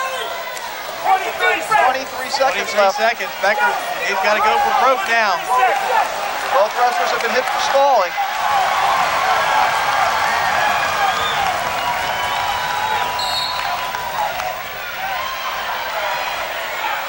Becker got to try and free up his leg and spin around. Well, now he calls a stalemate, but you could also call stalling in that situation too. If he just fires in and grabs that leg, that's as much as stalling as backing out. 13 seconds to go. Becker's do or die. Now that's stalling, running right off the mat. Of course, you can counter that by saying he's pushing him off. 8 seconds to go. Becker with the leg. He's got to take get him to the behind him, mat. takes him down. He's He gonna got get the takedown. He's got the 2. He got it at the With buzzer. 2 seconds to go. He got overtime. 2 seconds to go. Whoa. They have overtime. Oh, brother. And they're still locked up. They won't let go of each other. That's death grip. 2 seconds to go. Wow. 1 minute overtime period coming up. Oh, brother. If they're still scoreless, Becker gets his choice in the third, in the ride-out period. Yeah, but he wants to go for a takedown Sure. here. They both been warned for stalling. Becker trying to bring him back in. Oh, my. Does he get it Got right the here? overhook, got the overhook in, got the overhook. Nothing. That overhook prevented the takedown. Oh, my. Match of the evening, Vogue. That's why we highlighted this match in the opening. Absolutely. Worth the price of admission alone. Oh, my. Oh, brother. Oh, my. Oh, brother. Becker can pop his head. He can get the takedown. Now He got a the stalemate. leg. He's going to try and free He'll up try his and leg. stay behind. We're going to call Never stalemate, gave him a chance to break that hold. Strange call. Awful quick stalemate call. 23 seconds to go.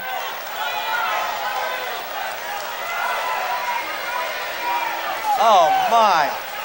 23 seconds.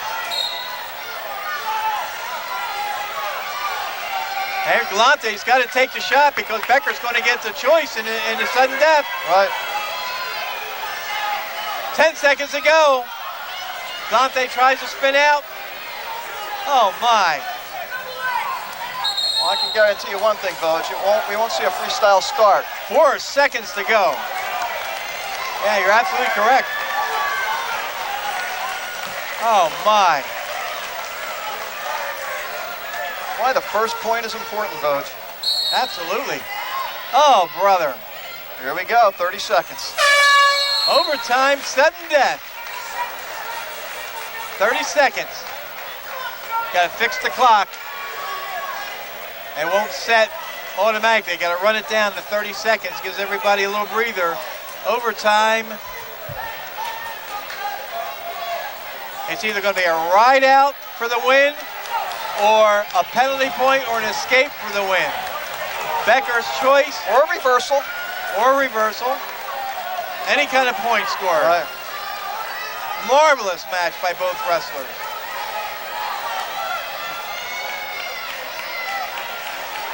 Okay, here we go. It's a lousy way to lose a match. Either way. There we go. First point wins. Becker trying to stand up. Kicks over. He's trying to get the reversal. Oh my. Oh, he might Oh get six. my. Oh brother, got he's it. got the reversal. He's got back points. Oh, he wins. Brandon Becker, his second Oh, straight brother. region title. 2-2. What a comeback. 10-6 the final score. Wow.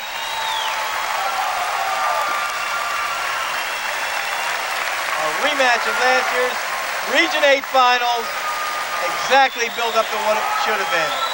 Oh, brother.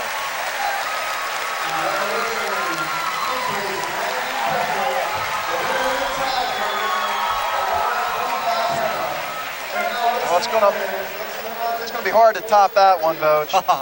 I don't. Take a look at consolations here. Vogue, 152 pounds. Sisto of Washington Township with the fall over Maraca. 1 minute and 37 seconds. Tim Sisto, the number 5 seed. Maraca, the number 6 seed. Sisto gets the pin. 137. There you see it. He's going to Atlantic City. We get ready for 152. Ryan Goodman from Absegami.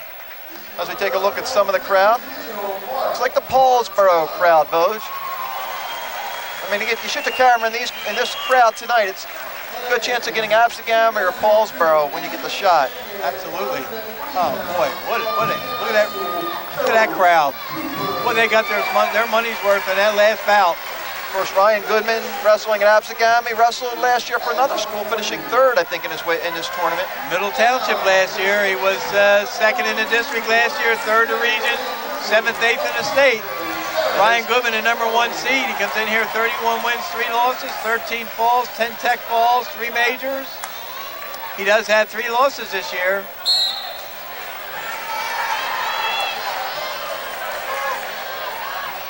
Of course, Vallejo has only lost twice, and both of his losses coming to wrestlers from Phillipsburg. Right, 64-7 in Goodman's career. Jared Vallejo, 70 wins, 20 losses in his career.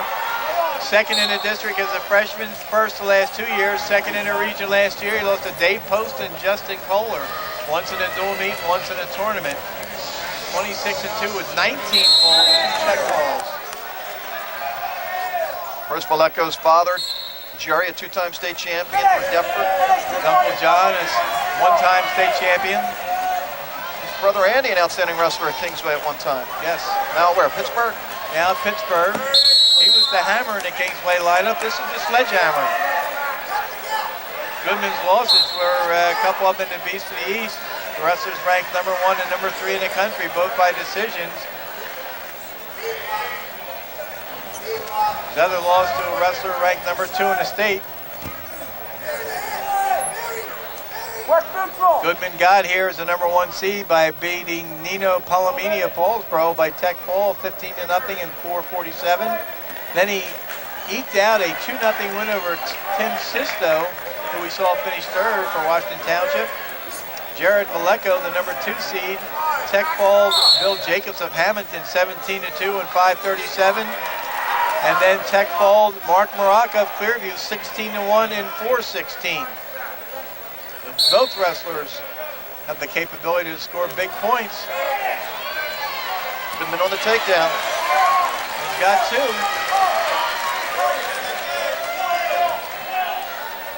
Of course, Vallejo in the finals last year lost to Ray Weed of Absegami. Yeah, just as he's might be getting tired of seeing Phillipsburg uniforms, now he sees an Absegami uniform in a final for the 2nd year in a row. Well, how do you top that last match, John? It's hard. It's hard. That's a highlight filmer. That's got to go up there with some of the great matches that we've ever covered.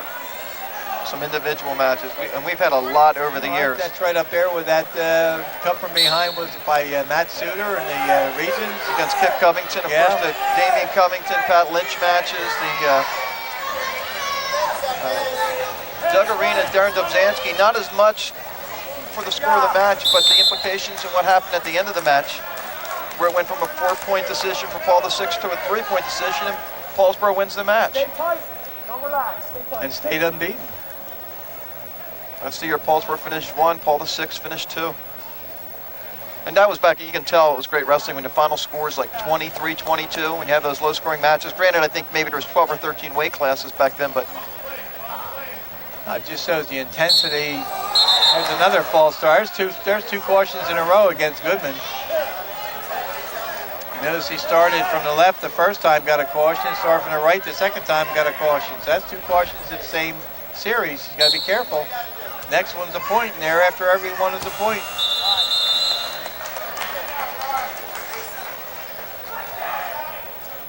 Two nothing after 1. Vallejo will take the bottom and start the 2nd period. Get a good ride, get a good tight. Stay tight, Ron. Jam him right off the whistle. Get on him. Navy. Goodman did a great job riding Sisto in the match earlier, 2-0. Obviously not giving up any points. Right, it sure did. Well, he's a tenacious rider. He has his fingers, sir. Fingers left. He has one. Get the cross, Fred. As so many Get it. wrestlers put down on these sheets that we passed out and asking for personal information, 9 out of 10 of them putting down their favorite pastime is eating. Well, there are a lot of wrestlers today that are glad to get back to the dinner table. Yeah. Have some back points coming. least 2. 2 back points. Makes it 4-0.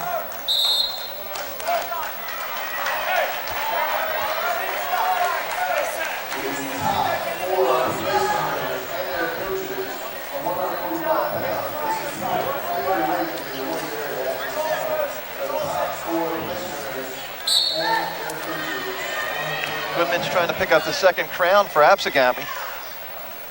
Vallejo to second for Kingsway. Brian Bridge a winner earlier. Every number 1 seed has won so far, John, although Brandon Becker was pushed to the limit. Well, can I comment on Brandon Becker? That kid is out at the mat all the time during the semis, the quarters. I mean, he just came off a grueling match, and he's getting his clothes on right behind Jesse Castro, and I can guarantee he'll be watching this match. There's the escape. It's now 4-1. First point for Vallejo.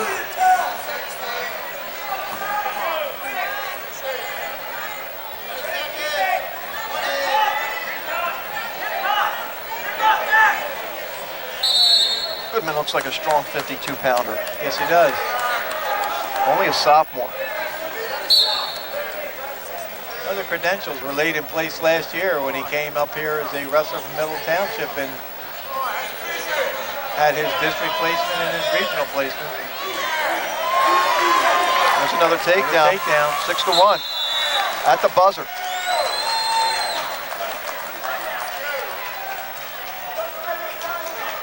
And a 6-1 lead. It's a commanding lead.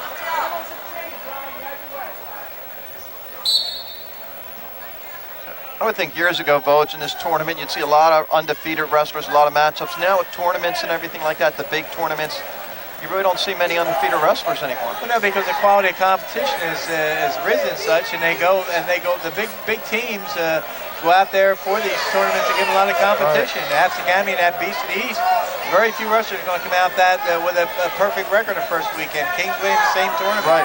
Then they go to the Brick Memorial tournament. Kingsway does. So you're going to get some losses early in the year. We mentioned Vallejo's only 2 losses coming in were both the Phillipsburg wrestlers. Well, that's quality competition. And of course, Goodman in the Beast of the East, and then wrestling in the Group 4 awards. It's tough to come in undefeated if you're going to wrestle that kind of schedule.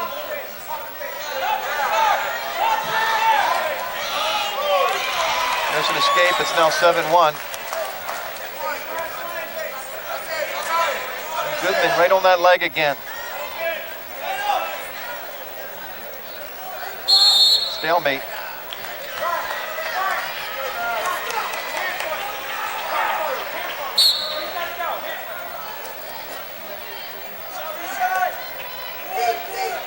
Long body for Goodman. Just keeps Vallejo's head down, gets out to the side, spins around, gets the takedown. 35 seconds to wrestle in this one. That's major decision territory, 9-1. Dominating performance by Goodman, I'm sorry. Yeah, I think that 145-pound weight class just drained all the emotion from the crowd. It's going to take them a while to get back. Oh, yeah. Yeah, that's hard to duplicate. Get a performance like that. And I'll tell you what, you got to give Becker a lot of credit. There's a guy, I mean, he was down 5-1 at one point. After he supposedly lost 2 points at the buzzer at the end of the second period where he could have had a 3-0 lead, then found himself down 5-1, fought back in the last 5 seconds to get a takedown. Ryan Goodman is going to pick up a region title at 152 pounds. Final score, 9-1. We'll take a break. We'll come back to Absegami after this timeout.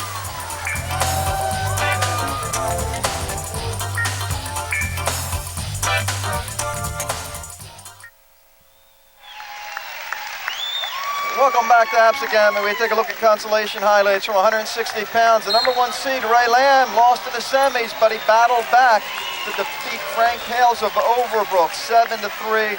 Lamb used his quickness and finishes 3rd, and he'll move on to state competition. The number 1 seed coming in, this will be the first weight class that we've watched this evening where the number 1 seed won't win a title because that was Ray Lamb. He just saw wrestling for 3rd place. We have the number 5 seed, Jason Belinsky out of Delsey, going against the number 2 seed, Carmen Leon out of Kingsway. And these two met last week in the district finals, District 31, and Leon won. This is a district 31 rematch. Jason Belinsky, the number 5 seed in this tournament, coming in, won a wild one against Shea Harris of Washington Township, 21-10. Then he won an even wilder one against Ray Lamb, 10-9. That was 4-4 after a period, 8-7 in favor of Lamb after 2 periods. And Belinsky using a late escape and takedown to get a 10-9 win. Carmen Leon, the number 2 seed, advanced with a 10-4 win over Eric DeTono of Paulsboro. Then he beat Frank Hales of Overbrook 6-4. A very workmanlike tournament for Carmen Leon. Nothing flashy, but he's gotten him to the finals. Of course, Leon, the only senior on the Kingsway team that made it to the semifinals. Come on, come on! In Group 2. And we mentioned Delsey and Kingsway having the only wrestlers competing from District 31 in this final. 4 from Delsey, 3 from Kingsway. And these are the last 2 of those 7 wrestlers from District 31. As you mentioned, a 160-pound District 31 rematch. Big size difference here. There's Leon. He uses that strength. Let me tell you, Boj, he is strong. Yes, he is. He showed it right there. Takes the 2-0 lead. Under a minute left in the first.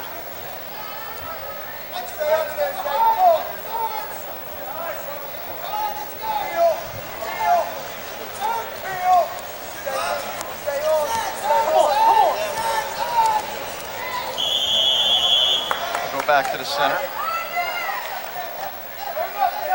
As we saw that memorable match with Washington Township in Kingsway, where Carmen Leon came out and put Shea Harris on his back.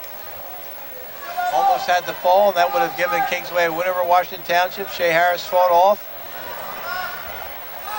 and Washington Township ended up winning that dual meet by a point. Shea Harris is involved a lot with these 2 wrestlers. Of course, beat Belinsky in a dual meet, which gave Washington Township a 33-31 win. And then Belinsky getting his revenge in this tournament. It's 2-1 on the escape. Yeah, Belinsky, that 21-10 win in the quarterfinals over Shea Harris. Of course, after Ray Lamb lost, he had to beat Colin Kolmetsky of Egg Harbor Township 13-9, because there are wrestlebacks in the regionals now. 2-1 after 1 period. I think Belinsky will probably defer. No, he'll take the bottom.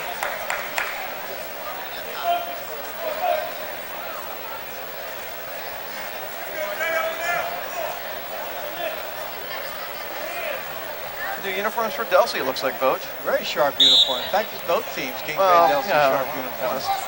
I've gone out said it many times, and I know a lot of people from Paulsboro come up to me and agree with me that Kingsway has the nicest uniforms. There's the escape. We're now tied at 2. Belinsky 27-5 coming into this bout. Lost to Ray Lamb by fall earlier in the year. Lost to Vallejo by fall. That was in that dual meet. Yep. To decide the Tri-County Royal Division. Which Delsey won close and won the Royal. Belinsky 3rd as a freshman, 1st as a sophomore, and 2nd last year in the districts. Career record of 67-16 coming into this bout. Carmen Leon 23-8 this year, 63-28 in his career. 3rd in districts as a freshman, did not place as a sophomore. 1st the last 2 years. 4th in the region last year. The takedown for Belinsky. He now leads 4-2. Takes the lead.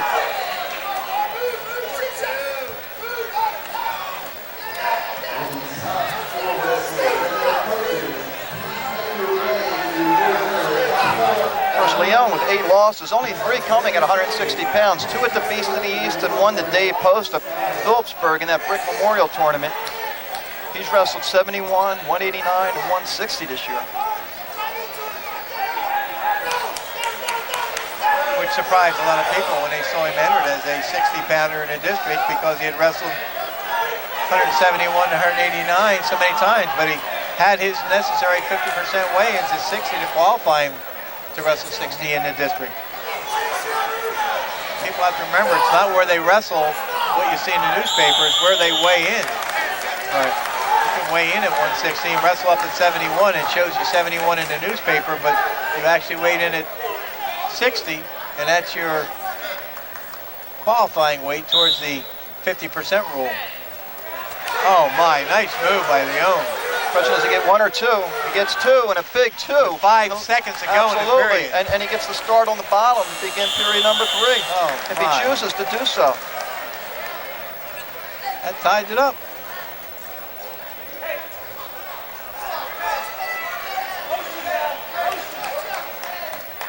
Belinsky's got decisions to make here. Well, they're showing that he wants to use the freestyle start. 5-4. Intentional escape. Of course, Belinsky trying to grab and get the takedown. He's wrestling with a lot of confidence. Guess he feels, you know, I'm better on my feet. I got a takedown in a second. And if he's in good shape, there he goes. It could be key. Nice double. Turns his man, gets the takedown. He might just cut him loose again.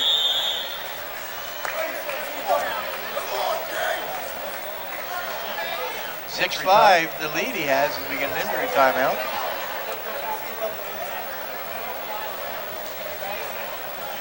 And John, one of the most exciting weeks of the wrestling season coming up next week with the preliminary round of the state tournament at Cherry Hill East. You see Steve Isles lecturing his... You want this for a minute 39, okay? Well, listen in. He has no idea where you're coming from because he's constantly doing this. Good, that's good stuff, yes, yes. It's nice and comfortable. Do not allow yourself to stay on this arm where he can dump, okay? We've got to take that thing off. We'll look for our shots here. That's fine, and if he does crowd you, then you take it off and you look here. All right, that's your high sit, okay?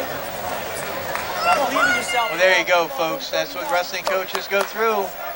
Getting in that young man's mind, telling him, be prepared for this, be prepared for that. If he grabs this, this is what you do. Right, and just to remind the viewers, if the other guy is injured, you can be coached. That's correct. The injured wrestler cannot be coached. And you see him cutting him again. That's going to make it 6-6. 6-6. Leon this time going for the takedown. He picks up Belinsky. Belinsky's trying to hold on, but Leon's going to get the takedown. Trying to turn him. Oh my. Big move by Carmen Leon. Stay tough. Stay tough. Stay tough. Come off the leg here sometimes. Belinsky's got to be careful. He can't just touch that arm is draped over his shoulder. See how he's got his wrist on it? Right. Got to let that go, come up and move, which he does. Heavy. Get your on. 1 minute left. Sprawl out of that, crossface sprawl out of that. He can spin behind, get a takedown. And that's what he does. That ties it up. He's going to cut him loose. Oh, brother. Now 9-8 for Leon. 40 seconds left. Takedown will decide it, looks like. Stalemate. Joe Henry, the official. There you see it. 38 seconds and counting. Leon with another shot. Can Belinsky control the head and spin behind again? Running out of time. Trying. Steps in. He crosses over. He's got a takedown. There's the takedown. 10-9, under 20 seconds left.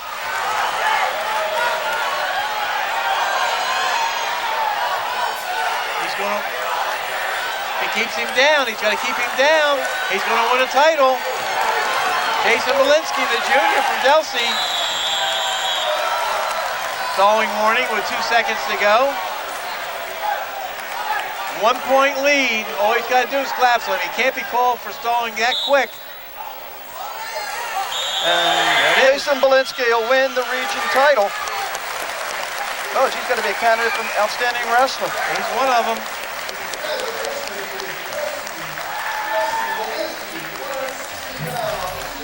That's a turnaround from the district final. We'll take a break, come right back after this timeout.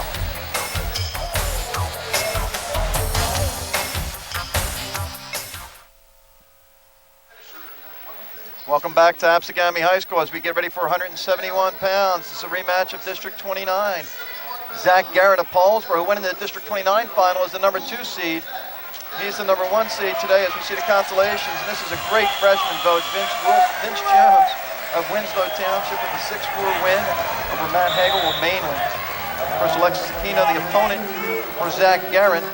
And that Jones victory was he was the 5th seed, wins 6-4 to earn his trip to Atlantic City. Zach Garrett, the number 1 seed, comes in here with a tech fall over Ryan Communal of Hamilton, 17-2 and 420. And then a very tough match over that Vince Jones, 8-5 to reach the final. Alexis Aquino comes in 23-1 into the tournament, 118 fall against Ben Bishop of Shalleck, and then he beats Matt Hagel of Mainland 7-4. So walking into this bout right here, Alexis Aquino 25-1 this year, 85-23 in his career, a 4th and 3 seconds in the districts, a 3rd and a 2nd in the region.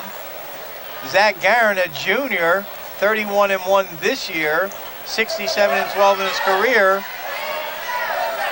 1st in the district 2 years in a row, 2nd in the region last year.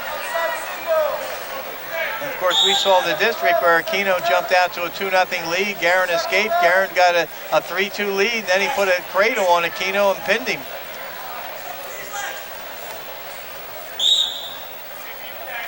These are 2 of the better 171-pounders in the state. Of course, Oreo from Eastern, and of course, the favorite is Nick Roy of Wall Township.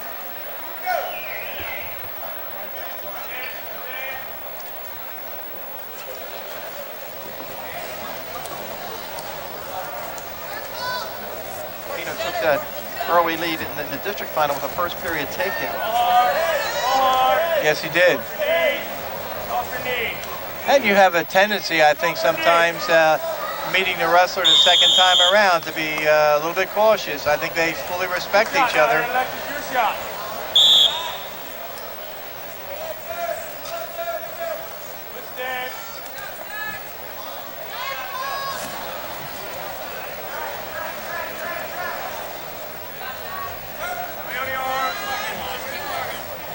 No scoring yet, only 20 seconds to go in the opening period.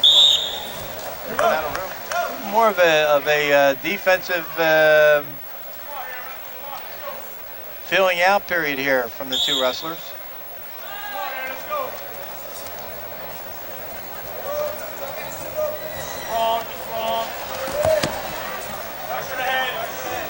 I think that's supposed to be the respect that the wrestlers have for each other. They don't take a chance. They know these guys are, you know, one mistake, they're on your back. Well, it's much like a college match. That's what you see with college wrestlers. They're so well skilled and they're so equal that a lot of times you see them be very, very careful.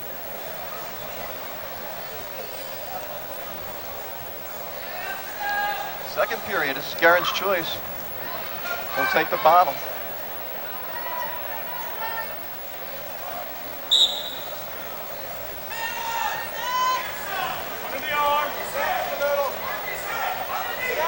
We saw one match today where the overtime period, we saw a guy one wrestler ride another one out. Yep. I think that was 189.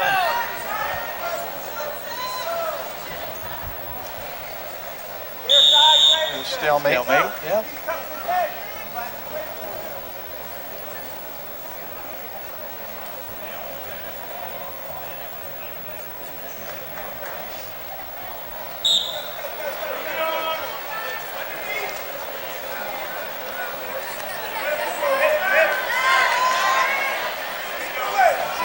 Zach Garrett trying to grab the leg of Aquino and lift it up.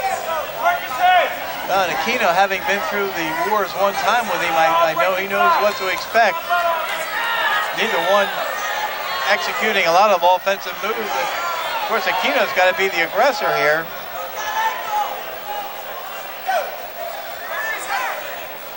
I've seen Stalling called faster from the both positions in the tournament.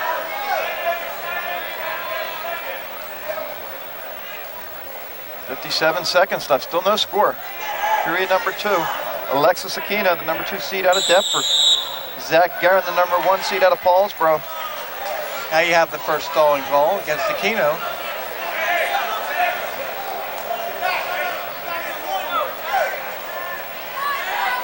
Keno trying to follow in the footsteps of his coach, Joe Hollywood, and pick up a state title next week. And of course, Joe Hollywood, having been through these wars many times, used that week from the district final to the regional final to school his wrestler on things that you have to do in order to beat the opponent who beat you last time.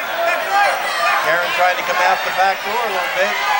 Alexis Aquino with the legs in.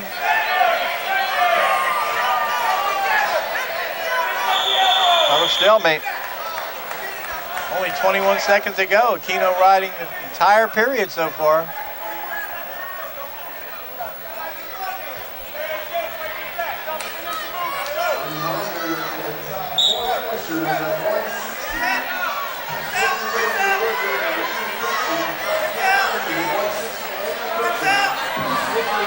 Keno doing a nice job on the top, not giving up the escape.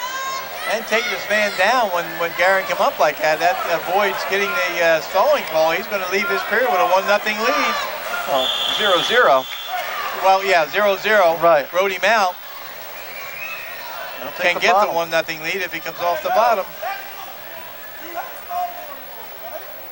Now that's in his court for the first points of the match if he can get the escape, if it ends up tied. Of course, without any takedown, this first point is very big, huge.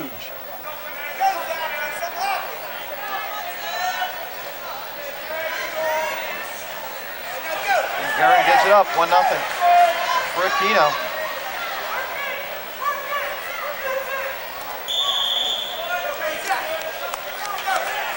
Take a look at Paul Marina. Tony Chilla, his assistant.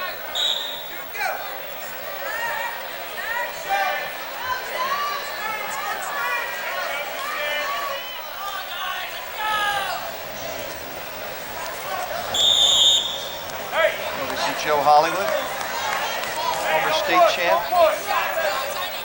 Two-time All-American at Gloucester County College.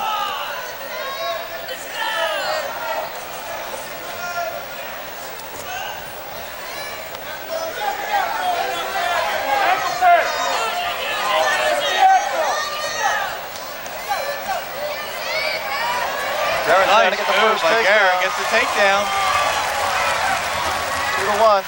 Got in there tight with a little bit of a bear hug, turned his hips out, got the takedown. Well, if he could come back to haunt him, not getting any points in that second period, though, because if Aquino can get the escape, he tied at 2. 50 seconds left in the third. See another stalemate situation, I think.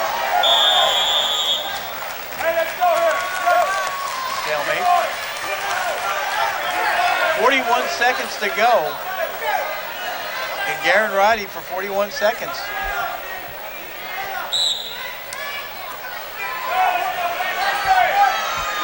Garen has no stalling warnings, right? Correct. Aquino's been hit for stalling and the clock. Problem with the clock. 5 seconds. It looks like somebody's yelling 5 seconds went off.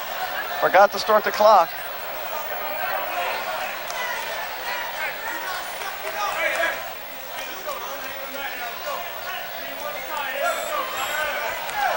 And that's what we don't need in a close match like this, 2-1, to have the clock not start on time. 30 seconds to go in the match.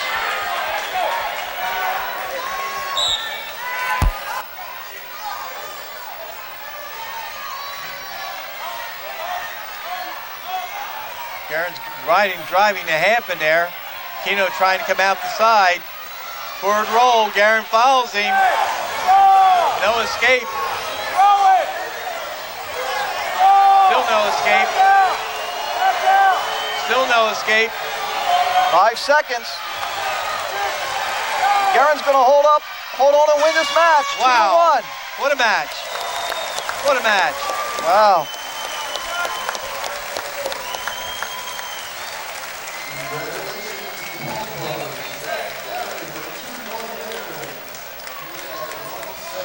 These guys are close.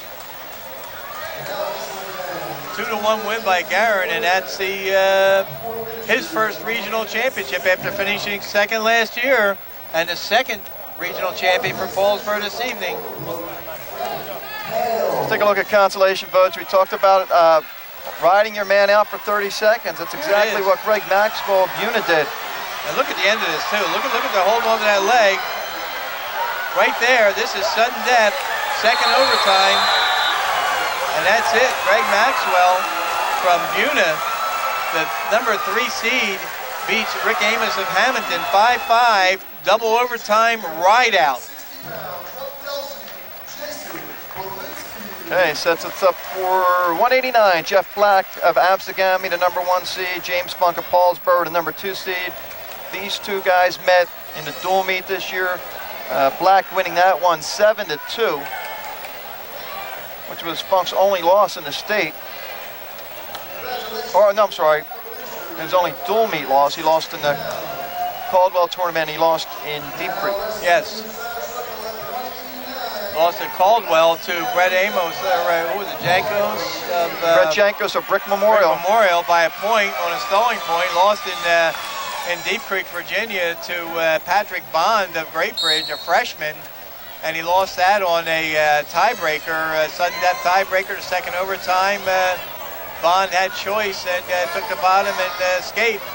And of course, the other loss was to Black in the infamous dual meet, the 1-point win by Absegami. Right, and Black's only loss was in Beast of the East. Beast of the East finals. So Jeff Black, a junior, comes in 30 wins and 1 loss. He lost to Kurt Backus of Blair Academy, ranked number 1 in the country by USA at 189.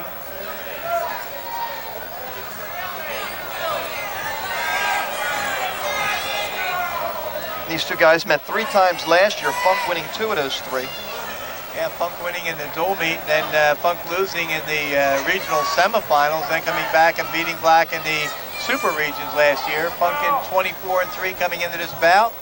You mentioned his 3 losses, 104 wins, 15 losses in his career, a 3rd and 2 firsts in district competition, a 2nd and 3rd in regional competition, 6th in the state last year.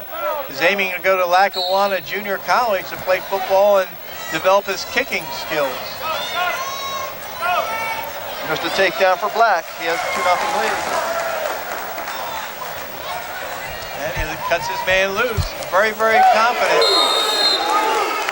Got the 2, 4-1.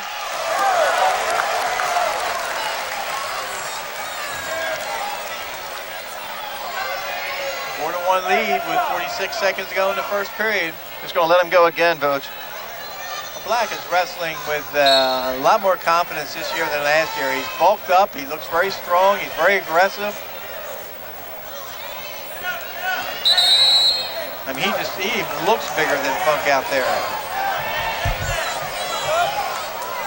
Of course, that big pin, or as the people in Phillipsburg might say, controversial pin. I don't think it was a slam. Well, I was sitting at the table lunchtime there, and I have responses there that people had seen it on tape and felt that it was not a slam. I won't convince Greg Troxel, the Phillipsburg coach, of that.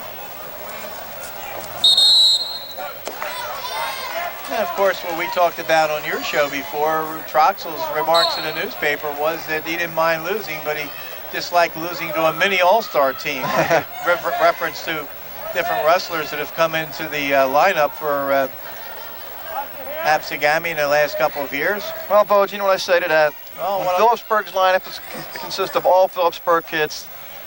You know. Yeah. I don't, you know. Well, it's so prevalent anymore. I mean, you know, it's like at best what's good for the families. I guess if somebody's not actively out there recruiting people. I mean, you can do what's best for your student athlete. You want to move to a different school, you move to a different school. Totally agree. 4-2 after a period.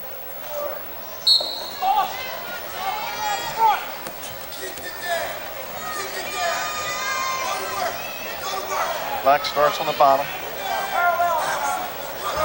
And Funk control him on the bottom and stay active enough not to get called for stalling.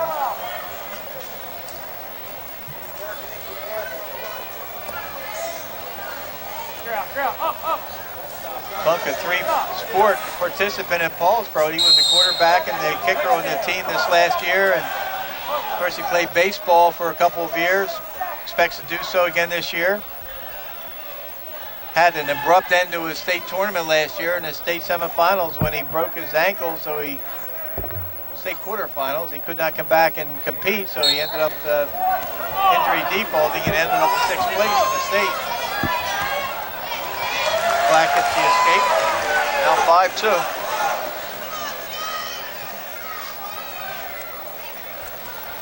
Black's going to be the aggressor, spin behind, makes it look easy, doesn't he? Absolutely, 7-2. And of course, Jason Hatch of Clearview, who I think a lot of people were hoping would meet up with Black in the semifinals, had to opt out of the tournament. Not quite sure what the injury was. Were they, Coach? The coach was saying that he had symptoms of either food poisoning or they suspected appendicitis. And they tried to go and just couldn't go, and even was thinking about coming back today and trying it and just wasn't healthy enough to continue. Good job. Jason Hatch, a junior, so I'm sure we're going to hear from him next year as we see Pat Lynch. I'm sure he has a lot to do with the upper weights here at Absegami. Well, it's a nice workout partner when you're as young as Pat Lynch and as strong as he is to get with the upper weights and give them that expert workout partner, having gone to Arizona State for a couple of years, and he ended up his career at Georgia State. For all of us to watch him come up through South Jersey and the glittering career he had at Ocean City didn't quite materialize to his expectations, I guess, on the college level. A 7-3 lead for Jeff Black. But he had a great career, inducted into the South Jersey Wrestling Hall of Fame last year. There you see it, after 2 periods, 7-3. Of course, Jeff's brother, Labe, the all-time winningest wrestler in New Jersey, and that's in jeopardy this year. Sure is. Bobby Stinson is fast approaching passing that, and if he runs the table, he passes it in the state tournament. Of course, Labe Black at University of Buffalo, and that's where Tom Curl, the Paulsboro heavyweight's going next year. They'll be teammates. Think of that, Paulsboro and Absegami teammates. Of course, Curl had a chance of tying that record this year, didn't he, Booch? He did. They lost the meet because of the snow and with Kingsway, and had Curl run the table, he would have ended up with the same amount of wins. Did you see the first stalling call against Funk? 7-4. 7-4. Funk can get a takedown, he can put himself right back in the match. He's only down 3, and all the takedowns belong to Black. Yeah, I don't know how many takedowns Black has given up this year, but every time we've seen him, we haven't seen anybody take him down. Sure he did in the Beast of the East, because that wrestler was pretty darn good. One of the top-ranked wrestlers in the country, and that's the only person that Jeff Black has lost to. And there's another Black coming out. This Jeff Black is back next year, and he's got a younger brother coming up. Gene Barber said he expects him in the lineup next year at 145 or 152 pounds. Wow. Supposed to be better than Labe or Jeff. Here's a stall against Funk again, a point. It's now 8-4, Jeff Black.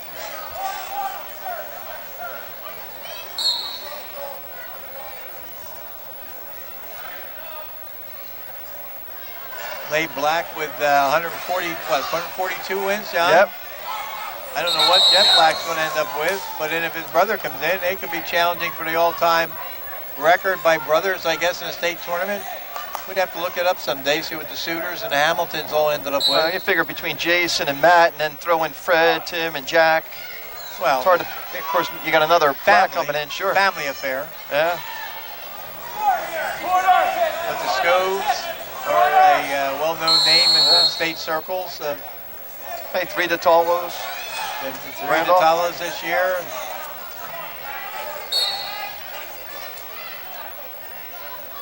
We'll have to look it up next time we get a chance. Since, we have another Black coming up, and it might be something to keep tracking.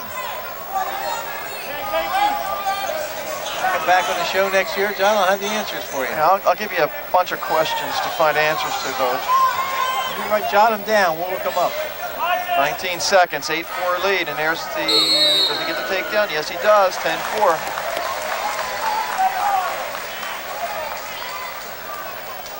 Ride him out. Ride him, 15. Down. 15 seconds to go. The corner's telling him, well, just keep him down now. Don't cut him loose. But he does. But he cuts him loose. 10-5. Doesn't make much difference at this point. It might. You don't headlock a wrestler of Black's caliber unless you're very lucky. Final score 10-5. Jeff Black. Absegami the winner.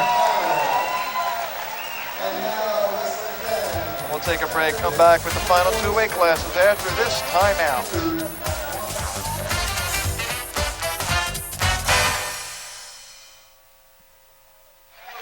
Welcome back to Absegami High School. Let's take a look highlights from the consolation match at 2:15. Zach Hammond of Absegami, a 13-4 winner over James Stevenson of Delsey. And they'll both be back next year. Zach Hammond, a number 4 seed in this weight class. Stevenson, a number 6 seed. Hammond, as you mentioned, a 13-4 winner. Hammond's the wrestler who had the clinching points in Absegami's Group 4 state title against Phillipsburg that assured them the number 1 title. And there's Mendenhall and Nate Brown. Nate Brown of Williamstown, a junior, 27-1 this year, has only lost to Jeff Gleason of Woodstown, 6-4. Gleason, a heavyweight. Career record of 74-13, twice second in the district, first in the district this year. Mike Mendenhall, a senior, 17-0 this year because he missed some time for surgery for a knee, arthroscopic surgery. Fourth, first, and second in 3 region appearances. A 3-time district champion.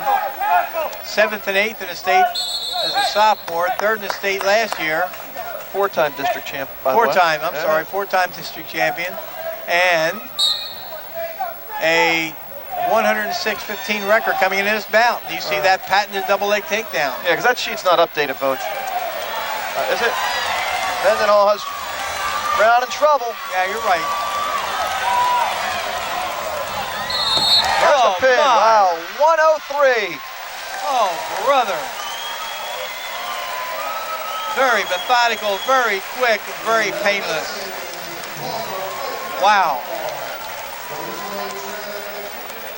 Yeah, Mendenhall 20-0 coming into that bout, so they ended up 21-0 at this point.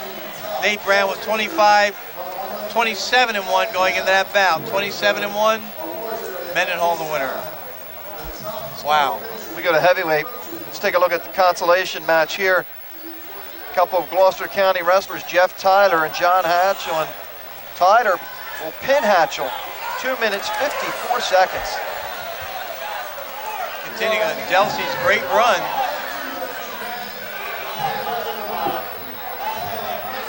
There you see Tyler getting in position for the pin. As we get ready for the heavyweight match here, Voach. This is Tom Curl of Paulsboro against Vince Cifalalio. I knew I messed it up. I even spelled it phonetically. Cifalalio of Buna. Well, and of course, this is the culmination of a great career by Tom Curl, who's been a starting heavyweight at Paulsboro ever since his freshman year. Walks in this match 32-0 this year, 136-6 in his career. A 4-time district champion, a 3-time Region 8 champion, 5th, 3rd, 1st in the last 3 trips to the state tournament, a returning state champion. 91 falls in his career. He's had a marvelous career. Going to the University of Buffalo on a wrestling scholarship.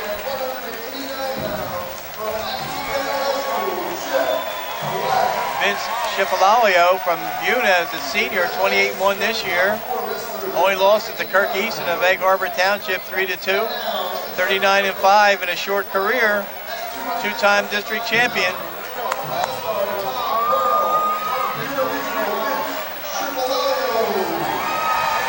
Looks like Curl's only had, 54 seconds of mat time in this tournament. Well, he advanced with a 24-second fall against Calvin Boone of Millville and a 30-second fall against Jeff Tyler of Delsey. That gets him here at 32-0. Cifalalio, the number 3 seed, wins 12-4 against Mike O'Connor of Washington Township, and he pinned John Hatchell of Clearview in 4:47.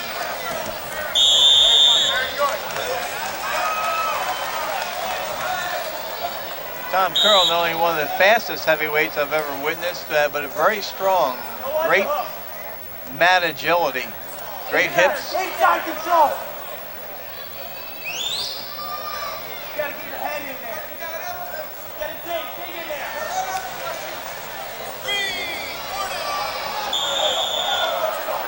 Hey, let's go. Hey, take it. Chipalalio, by the way, picking up a big win against John Hatchell of Clearview in the semifinals. Dig it. Dig for that. Yeah, he just was relentless in that match. He just kept after him, wore him down, finally got the fall. Not many people have extended Curl a full minute without a takedown taking place. Of course, Hatchell and Curl had a great match in District 29.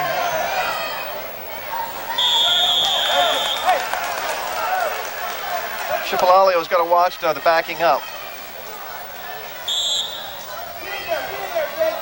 Up top. There you go, yes. Chipalalio weighed in the tournament at 252.5 pounds. Tom Curl weighed in at 255.5 pounds, so they're only about 3 pounds difference in weight. 30 seconds, no score. Hey, keep your head in. Keep that under. Pummel in. There it is. Keep your head in it. Jack now. Jack it up. There's that move by Curl. Beautiful move. That's what I say. That speed and quickness, that strength. Hey. I think we have a blood timeout. And Chipalalio just didn't know what hit him on that move. Well, outstanding tournament so far in several weight classes. Tomasetti started off by Washington Township with a huge win at 103. He really looks strong, looks tough. CJ Mays of Oakcrest wins his 3rd region title. Ryan O'Hara finally shakes the anvil off his back and wins his 1st regional title after placing 4th here twice and 2nd last year. Brian Bridge of Absegami, his 3rd regional title. Mercado and Fish, Mercado of Pittman, Fish of Delsey, each their 1st. Cooper of Pittman, his 3rd regional title after winning the first 2 at Paulsboro. Becker of Kingsway, his 2nd regional title, and a great rematch and a thrilling match, one of the best matches of the evening. Goodman of Absegami, his 1st regional title. Belinsky, the only #1 seed, non-#1 seed so far to win a title. He was #5 seed. Garrett of Paulsboro, his 1st title. Black of Absegami, his 2nd title. And Mendenhall, Paulsboro, his first title. Second title. Right, everything you said there was correct, but one thing. What's that? You said Becker Galante might have been one of the best matches. It was the best match. Was the best match. Yeah. Okay. I'll drink to that. My Water. diet soda with a piece of lime in it. There you go. 5 seconds left, period #1. Curl with the 2-0 lead.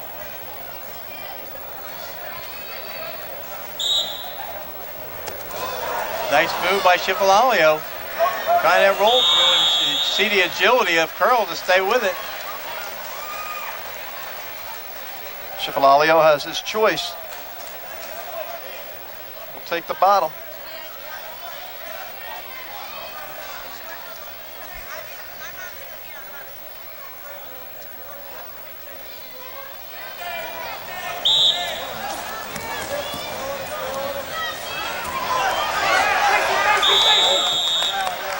Wow. Big moves by big heavyweights, huh? Absolutely. 255 pounds apiece, and they're rolling around like 103 pounders out there. To your feet.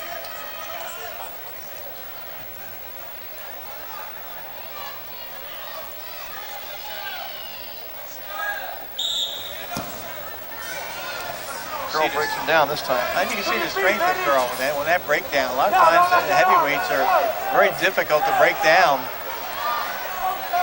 Curl tenacious on top. If he can pull the arm through, or that arm, now you see the hard crossface.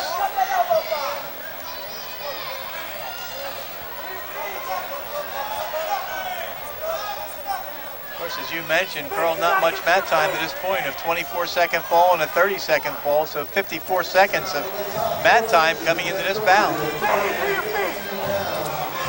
Marvelous career. We go back to the center, 1:12 left, second period.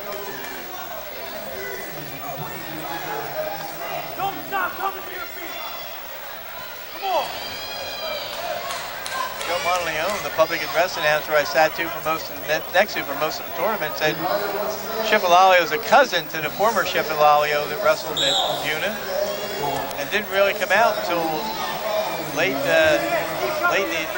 December last year. He's only had 2 years of actual high school wrestling. Not too bad. Especially coming in here with just one loss. Might see a stall called here soon. See Joe Henry getting down looking. Go back to the center, still 2-0 with 44 seconds left. Tom Curl in front looking for his 4th region title.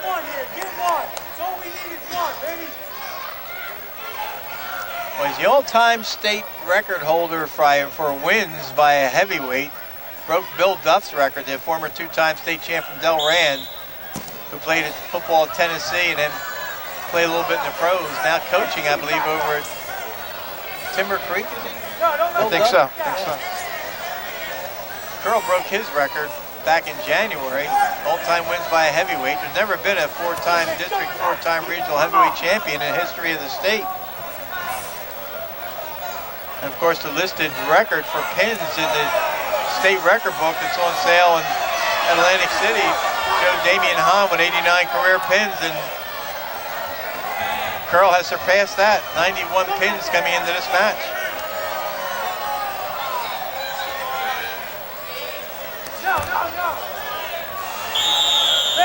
Well, nothing there, 2-0 after 2. Well, let's see if Schifferlalio tries to ride him, if he cuts him loose right away.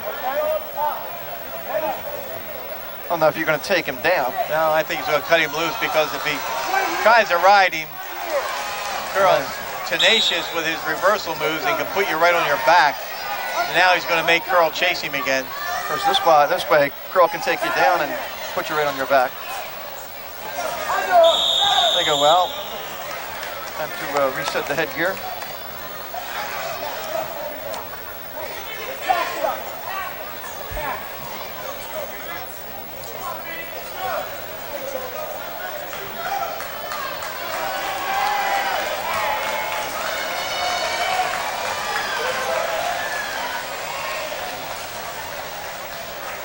Joe Henry, the official for this match.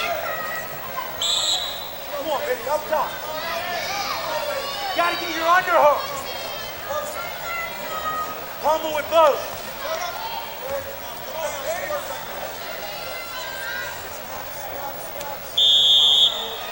We see Schifferlalio take a shot, though. It looks like Curl's the aggressor here. Well, and the frustration will start to build up. Goes Curl, look out.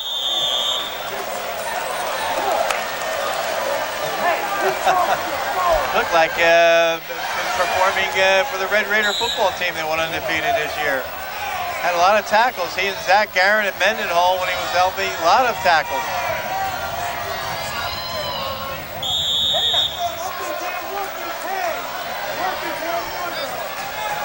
We'll have 1:20 to wrestle, Vogue. I was going to say, 1:20.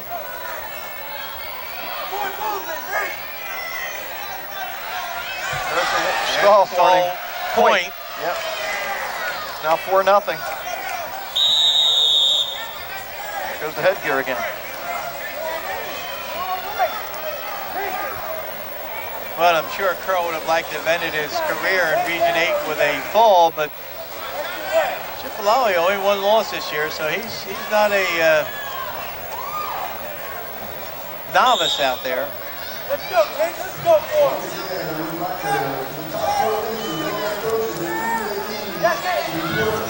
Curl taking that shot. You see Schifferlalio just getting out of the way, trying for the big throw.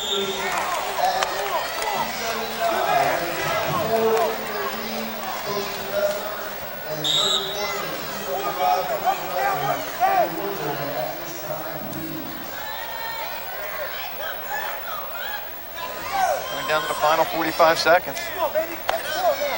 40 seconds. You gotta get in there and go. Come on. Get it.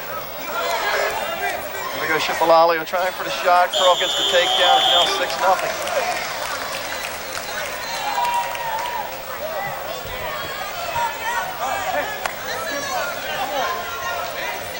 26 seconds to go, and a 6-0 lead. It's kind of safe to assume that Curl is going to win, and that would raise Paulsboro's total of regional titles over the years to 82, John. Not bad. 82.